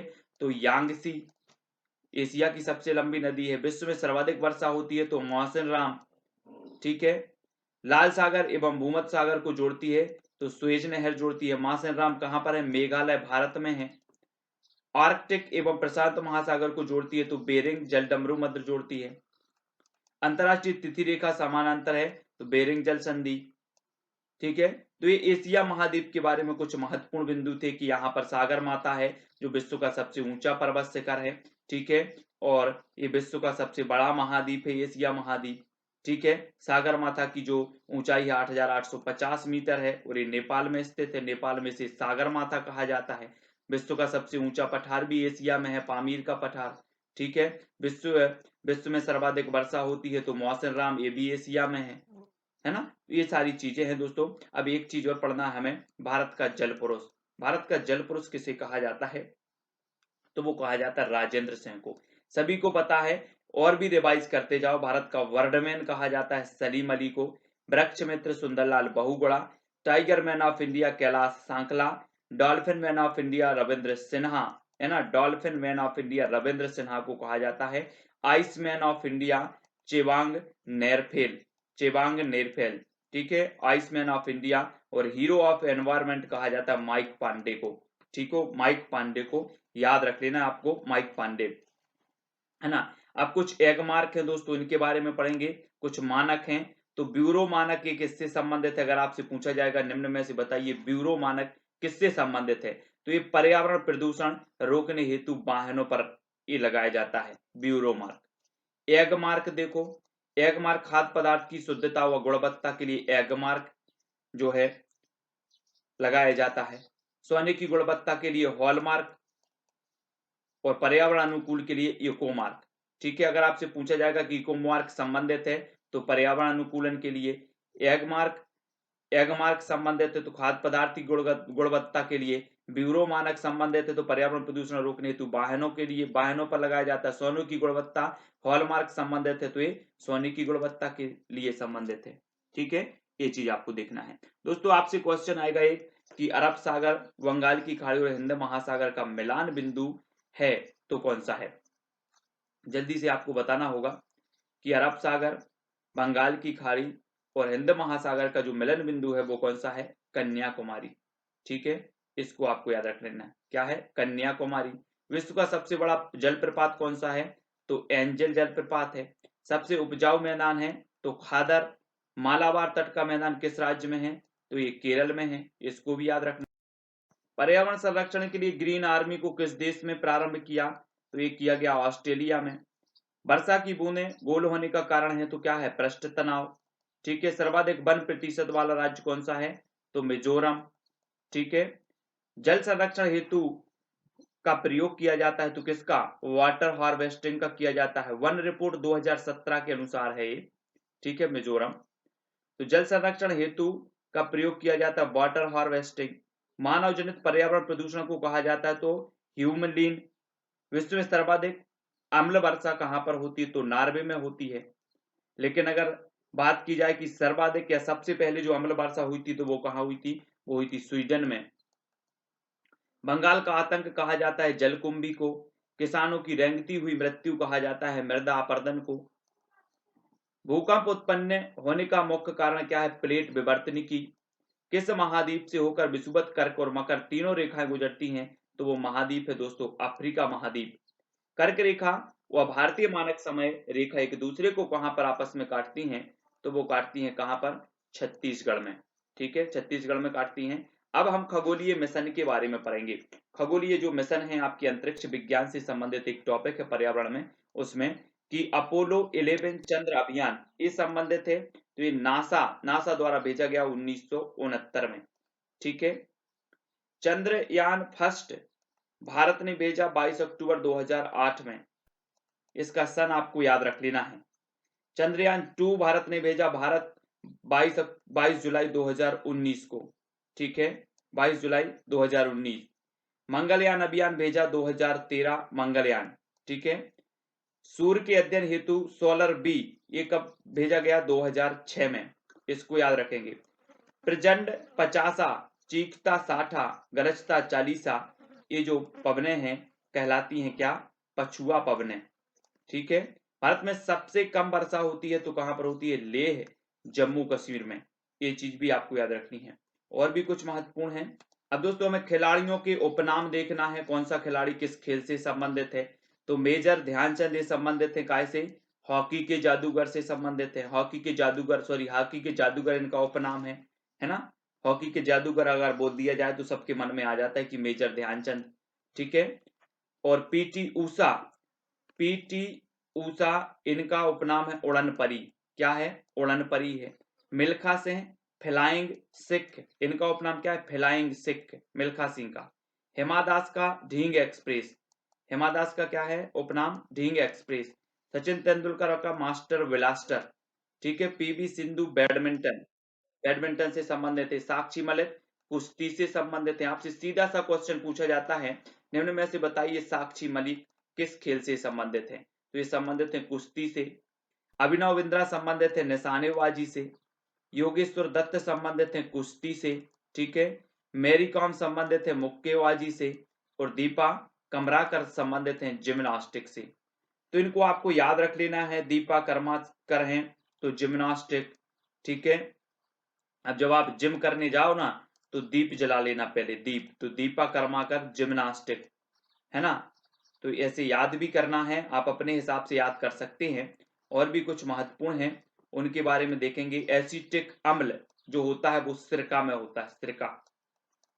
फॉर्मिक अम्ल पाया जाता है लाल चींटियों के डंक और बिच्छू के डंक में। आपसे क्वेश्चन कई बार पूछा गया है कि लाल चींटियों के डंक में कौन सा अम्ल पाया जाता है, तो वो पाया जाता है फॉर्मिक अम्ल। या फॉर्मिक अम्ल निम्न में से बताइए किस में पाया जाता है, तो बिच्छू के डंक में। इस प्रकार से। ठीक है, साइट्रिक अम्ल पाया जाता है तो नींबू कुल के सिट्रस फल जैसे संतरा, नींबू आदि, इनमें साइट्रिक अम्ल पाया जाता है। कौन सा अम्ल, साइट्रिक। ठीक है, लैक्टिक अम्ल पाया जाता है दही में, काय में, दही में लैक्टिक अम्ल। ऑक्सेलिक अम्ल पाया जाता है पालक में। आपसे पूछा जाएगा निम्न में से ऑक्सेलिक अम्ल का जो है स्रोत है, तो आपको बताना होगा पालक। लैक्टिक अम्ल का स्रोत है दही। एस्कॉर्बिक अम्ल का स्रोत है आंवला। सिट्रस फल जो है वो एस्कॉर्बिक अम्ल के हैं, जैसे संतरा, नींबू, है ना। ये इसी मतलब इनमें एस्कॉर्बिक अम्ल पाया जाता है। ठीक है, मौलिक अम्ल, मैलिक ये सेब में पाया जाता है। टार्टरिक अम्ल ये पाया जाता है इमली, अंगूर और कच्चे आम आदि में, ये टार्टरिक अम्ल पाया जाता है।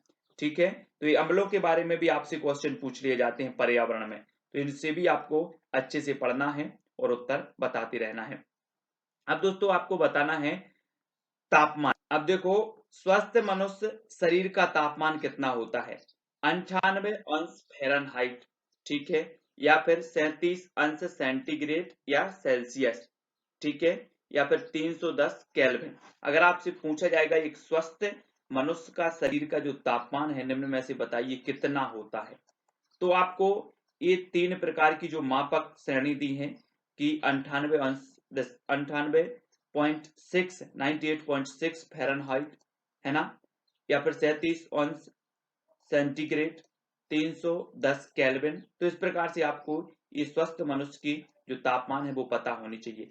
डॉक्टर थर्मामीटर से हम ताप माप सकते हैं, तो कितना, 35 अंश सेंटीग्रेड या फिर 42 से 42 अंश सेंटीग्रेड तक, ठीक है, डॉक्टरी थर्मामीटर से।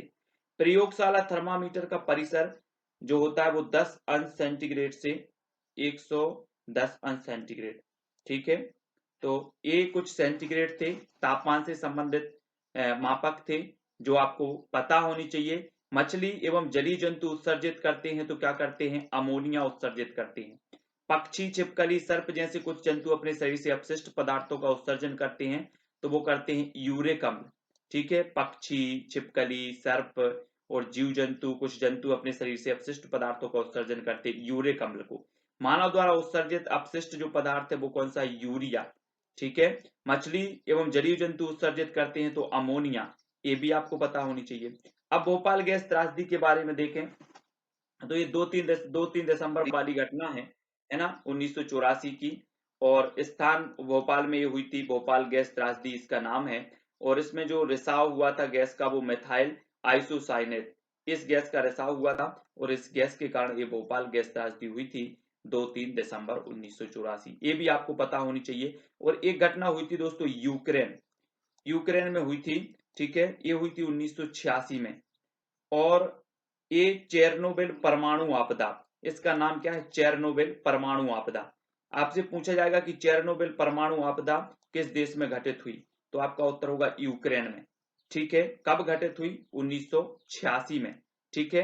कौन सी गैस के रिसाव के कारण हुई, तो यूरेनियम के रिसाव के कारण हुई, ठीक है। तो ये सभी घटनाएं आपको पता होनी चाहिए, पर्यावरण से संबंधित है। भारत के प्रमुख पर्यावरणीय संस्थान देख लेते हैं। भारत प्राणी सर्वेक्षण कहां पर है, तो ये कोलकाता में है। भारतीय वन्य जीव संस्थान कहां पर है, तो वन्य जीव संस्थान तो सभी को पता है, देहरादून। वन अनुसंधान संस्थान तो सभी को पता है, देहरादून, ठीक है। वन अनुसंधान संस्थान देहरादून, लेकिन पर्यावरण अनुसंधान संस्थान नागपुर। केंद्रीय औषधि संस्थान लखनऊ। राष्ट्रीय वानस्पतिक अनुसंधान संस्थान ये भी लखनऊ में है, ठीक है। औषधि भी लखनऊ है, वानस्पतिक अनुसंधान संस्थान भी लखनऊ में है। केंद्रीय पर्यावरण अभियांत्रिकी अनुसंधान संस्थान ये कहां पर है, नागपुर, महाराष्ट्र, ठीक है। राष्ट्रीय डेयरी अनुसंधान संस्थान एक करनाल, हरियाणा, राष्ट्रीय डेयरी अनुसंधान, ठीक है। राष्ट्रीय दलहन अनुसंधान संस्थान ये कहां पर है, कानपुर में, दलहन अनुसंधान, ठीक है। और केंद्रीय पक्षी शोध संस्थान इज्जतनगर, वरेली। सलीम अली पक्षी विज्ञान एवं प्राकृतिक इतिहास केंद्र कोयम्बटूर, तमिलनाडु में। आपसे सीधे से क्वेश्चन यहां से बनेंगे, central arid zone research institute Jodhpur में है। Birbal Sahni institute of paleo botany ये कहां पर है, लखनऊ में, ठीक है। प्लाज्मा अनुसंधान संस्थान ये है गांधीनगर, गुजरात। केंद्रीय खाद्य प्रौद्योगिकी अनुसंधान संस्थान ये मैसूर में है, ठीक है। राष्ट्रीय पर्यावरण शोध संस्थान ये राष्ट्रीय पर्यावरण अनुसंधान संस्थान शोध संस्थान कहां पर है, नागपुर। वर्षा एवं आर्द्र पर्णपाती वन संस्थान जोरहट में है, जोरहट। हिमालय पर्यावरण एवं विकास का गोविंद बल्लभ पंत संस्थान ये कहां पर है, अल्मोड़ा, ठीक है। और भारतीय वन प्रबंधन संस्थान ये कहां पर है, तो भोपाल में है। तो ये जो संस्थान है इनको भी आपको याद रख लेना, ये संस्थान पूछे जाते हैं, ठीक है। हमें पढ़ना है कुछ पदार्थ और उनके उपनाम, ठीक है, ये भी आपसे पूछ लिए जाते हैं। जैसे कपास व प्लेटिनम, इसे कहा जाता है क्या, सफेद सोना। आपसे पूछा जाएगा सफेद सोना निम्न में से बताइए किसे कहा जाता है, तो आपका सीधा सा उत्तर होगा कपास को, ठीक है, याद रख लेना है। अफीम व कोयला को काला सोना, काला सोना किसे कहा जाता है, तो अफीम व कोयला को कहा जाता है काला सोना, है ना। द्रव्य सोना किसे कहा जाता है, तो पेट्रोलियम को कहा जाता है। धातु का राजा क्या है, तो सोना, ये धातु का राजा कहा जाता है इसे।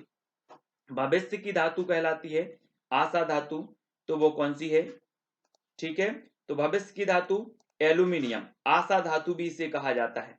लेकिन बात कर रहे हैं रणनीतिक धातु की, तो रणनीतिक धातु टाइटेनियम को कहा जाता है। हाइड्रोजन को आवारा धातु कहा जाता है ना। आपसे पूछा जाएगा आवारा धातु किसे कहा जाता है, तो आपका उत्तर होगा हाइड्रोजन।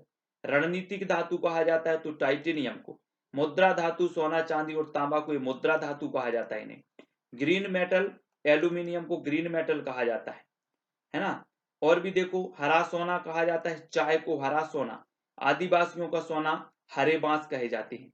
तो इनको भी आपको याद रखना है। अब दोस्तों कुछ महत्वपूर्ण है, हम विधियां पढ़ेंगे कि मनोवैज्ञानिकों द्वारा यह सिद्ध किया गया कि प्राथमिक एवं उच्च प्राथमिक स्तर पर छात्रों को खेल खेल में पढ़ा सकते हैं और इसके लिए उन्होंने निम्न विधियों को महत्वपूर्ण माना है। तो सबसे पहले हम ह्यूरिस्टिक विधि को पढ़ेंगे। ह्यूरिस्टिक विधि आर्मस्ट्रांग द्वारा प्रतिपादित। आपसे सीधा सा क्वेश्चन आता है कि ह्यूरिस्टिक विधि के प्रतिपादक कौन है, तब आपका उत्तर होगा आर्मस्ट्रांग। इस विधि में बालक शिक्षक यंत्रों व पुस्तकों की मदद से स्वयं ज्ञान का अर्जन करता है। काय में? ह्यूरिस्टिक विधि में। ठीक है। मॉन्टेसरी विधि देख लो, इसमें छोटे छोटे बच्चों को मैडम मॉन्टेसरी द्वारा ये दिया गया है ना, विभिन्न प्रकार के रंग बिरंगे खिलौनों द्वारा शिक्षा देते हैं। तो वहीं इसके द्वारा बालक को रंग पहचानना, गिनती करना, अंतर स्पष्ट करना, लिखना, है ना, और पढ़ना आदि सीखने में मदद मिलती है मॉन्टेसरी विधि में। किंडरगार्टन विधि, इसमें बच्चों को स्वतंत्रता पूर्वक खेलने एवं घूमने फिरने का अवसर मिलता है। ठीक है। अब आपको बताना है कि किंडरगार्टन विधि के प्रतिपादक कौन है, आप कमेंट में लिखेंगे, फटाक से लिखें किंडरगार्टन विधि के प्रतिपादक कौन है। प्रोजेक्ट विधि, इसमें बहुत से बालक मिलकर सामूहिक कार्य करते हैं, प्रोजेक्ट संबंधी बातों का पता लगाकर उस प्रोजेक्ट को पूरा करते हैं। तो आपको फिर बताना है प्रोजेक्ट विधि के प्रतिपादक कौन है। ठीक है, सभी लोग बताएंगे, है ना। प्रोजेक्ट विधि के प्रतिपादक कौन है? किल से आता है इनका नाम, और आपको बताना है, जल्दी से कमेंट में लिखेंगे। डाल्टन प्लान विधि, इसमें छात्रों को काम सौंप दिया जाता है और छात्र प्रयोगशाला के रूप में अपनी अपनी कक्षाओं का ही प्रयोग करते हैं, है ना। डाल्टन विधि के प्रतिपादक भी आपको बताना है, क्योंकि ये विधियां पूछी जाती हैं। इनके अतिरिक्त भी बहुत सी विधियां एवं क्रियाएं जिनके द्वारा बच्चों को विद्यालय में हम खेल खेल में बहुत सी बातें वह संबंधित हैं। तो आपको डाल्टन विधि के प्रतिपादक बताना है, प्रोजेक्ट विधि के बताना है, किंडरगार्टन विधि के बताना है, मॉन्टेसरी विधि के प्रतिपादक और ह्यूरिस्टिक विधि। ये 5 में से एक ना एक पूछ ली जाती है विधि, इनमें से पूछ ली जाती है कि इनके प्रतिपादक कौन है। ठीक है, तो ये बहुत ही महत्वपूर्ण है, सभी लोग लाइन से लिखेंगे ये सारी पांचों विधियों का। देखते हैं किस किस से बनता है ना। अब देखें दोस्तों कि क्रियात्मक गतिविधियों को व्यक्त करने के लिए खेल की अहम भूमिका रहती है। ये किसने कहा है? टीपी नन के अनुसार, टीपी नन ने कहा है कि क्रियात्मक गतिविधियों को व्यक्त करने के लिए खेल की अहम भूमिका रहती है। भाटिया के अनुसार देखो, खेल स्वयं खेल के लिए खेला जाता है, खेल स्वयं खेल के लिए खेला जाता है। किसने कहा? भाटिया। खेल स्वयं स्वैच्छिक के द्वारा की जाने वाली गतिविधि है। तो ये स्टर्न के अनुसार खेल बालक की संपूर्ण रुचि और ध्यान को केंद्रित कर लेता है। तो क्रो के अनुसार संपूर्ण रुचि और ध्यान को केंद्रित कर लेता है खेल। स्वप्रेरक, प्रसन्नदायक तथा क्रियाशील गतिविधि को खेल कहा जाता है। इसमें व्यक्ति को अपनी अभिव्यक्ति व्यक्त करने का पूर्ण अवसर प्रदान किया जाता है। रोज के अनुसार खेल एक शारीरिक और मानसिक क्रिया है, ये ड्रेवर ने कहा। ड्रेवर, खेलकूद विकास के सूचक हैं जो व्यक्ति के सर्वांगीण विकास में उनकी सहायता करते हैं। एक अन्य शिक्षाविद के अनुसार ये भी कहा गया है कि खेलकूद विकास के सूचक हैं जो व्यक्ति के सर्वांगीण विकास में उसकी सहायता करते हैं। तो ये परिभाषाएं भी पूछ ली जाती हैं दोस्तों, इनको भी हमें पढ़ लेना है। और पर्यावरण में मैं लगातार, आप देख रहे हैं, मैं प्रयास कर रहा हूं कि आपके पूरे के पूरे जो टॉपिक हैं वो क्लियर हों। अभी आपके अंतरिक्ष विज्ञान और भी 3 टॉपिक और आने वाले हैं पर्यावरण में विस्तृत वाले अध्ययन में, तो वो टॉपिक भी हम ले आएंगे। और पर्यावरण में आपके हर एक टॉपिक, चाहे आपका महाद्वीप हो, महासागर हो, है ना, अम्ल हो या फिर अंतरिक्ष मिशन हो, सारी की सारी एक एक चीज मैं आपको करवाता जा रहा हूँ। ठीक है ना। कुछ स्टूडेंट हैं जो हमेशा मदद करते हैं और पूरी की पूरी लिस्ट भेज देते हैं सर कि ये सारी की सारी चीजें आप बताएं, है ना, पर्यावरण में। क्योंकि पर्यावरण में आपको सिलेबस बस नहीं देखना है कि हम सिलेबस बस देख रहे हैं कि हमारे सिलेबस में तो ये है ही नहीं है। पर्यावरण की जब भी बात आती है दोस्तों, और पर्यावरण में जब पारिस्थितिकी की बात कर देते हैं या कुछ ऐसी उसमें होता है, तो ये सारा संपूर्ण, चाहे आप समुद्र की बात कर लो, चाहे आप धरती की बात कर लो, चाहे वायुमंडल की बात कर लो, वो सारी चीजें आ जाती हैं। तो हमें सब कुछ यहाँ पर पढ़ना होता है ना। तो सभी कुछ पढ़ें और एक एक टॉपिक पर मैं सारी की सारी आपको निरंतर और रोज 6:30 बजे आपकी कक्षा प्रेषित कर रहे हैं। इससे पहले आप वीडियो जरूर देखें। ये प्लेलिस्ट जो अपनी स्पेशल वीडियो वाली है, जो इनमें टॉपिक कवर करवाए जा रहे हैं, वो अलग से मैं प्लेलिस्ट बना दूंगा। वैसे अलग अलग मॉडल पेपर की अलग बनी है, कुछ स्पेशल वीडियो वन लाइनर प्रश्नों की अलग बनी है, कुछ पहले अपन जो रेगुलर क्लास थी अपनी लाइव क्लास, वो वीडियो की प्लेलिस्ट अलग बनी है, पर्यावरण की, बाल विकास की अलग बनी है। तो आप प्लेलिस्ट को देखें। प्लेलिस्ट को देखने के लिए आपको क्या करना है, सेल्फ स्टडी क्लासेस, ये चैनल का नाम है जहां वीडियो आप देख रहे हैं, सेल्फ स्टडी क्लासेस चैनल पर क्लिक करें और चैनल खुलेगा। ऊपर आएगा प्लेलिस्ट का ऑप्शन, क्या आएगा, प्लेलिस्ट का। तो प्लेलिस्ट पर क्लिक करें और प्लेलिस्ट पर क्लिक करेंगे तो सारी की सारी प्लेलिस्ट आपके सामने होगी, पर्यावरण की, बाल विकास की, मैथ पेडागोजी, हिंदी पेडागोजी आदि बहुत सारे सभी वीडियो है ना उपलब्ध हैं। दोस्तों इंस्टाग्राम से आप जुड़ सकते हैं हमसे, Sumit Jain self study classes. WhatsApp से जुड़ सकते हैं, ये नंबर भी है आपके पास, ठीक है। फेसबुक से जुड़ने के लिए सुमित जैन और ट्विटर से जुड़ने के लिए सुमित जैन आपको सर्च करना है। और साथ ही आपको दोस्तों IAS स्टडी ट्रिक सर्च करना है टेलीग्राम ग्रुप में जुड़ने के लिए। वीडियो को सभी लोग लाइक किया करें, सभी लोगों को वीडियो को शेयर भी करना है, क्योंकि बहुत अच्छे अच्छे टॉपिक, हर टॉपिक को आपको कवर करवाया जा रहा है यहाँ पर, कोई भी टॉपिक छूटे ना। और कहीं पर अगर मिस्टेक होती है, गलती होती है, तो बहुत सारे स्टूडेंट इंस्टाग्राम में पूछ लेते हैं, व्हाट्सएप पर पूछ लेते हैं, मैं जहां से भी होता है संभव उनके उत्तर देने का प्रयास करता हूं। तो वीडियो को सभी लोग लाइक शेयर अवश्य करें। आज के वीडियो के लिए बस इतना ही दोस्तों। जय हिंद।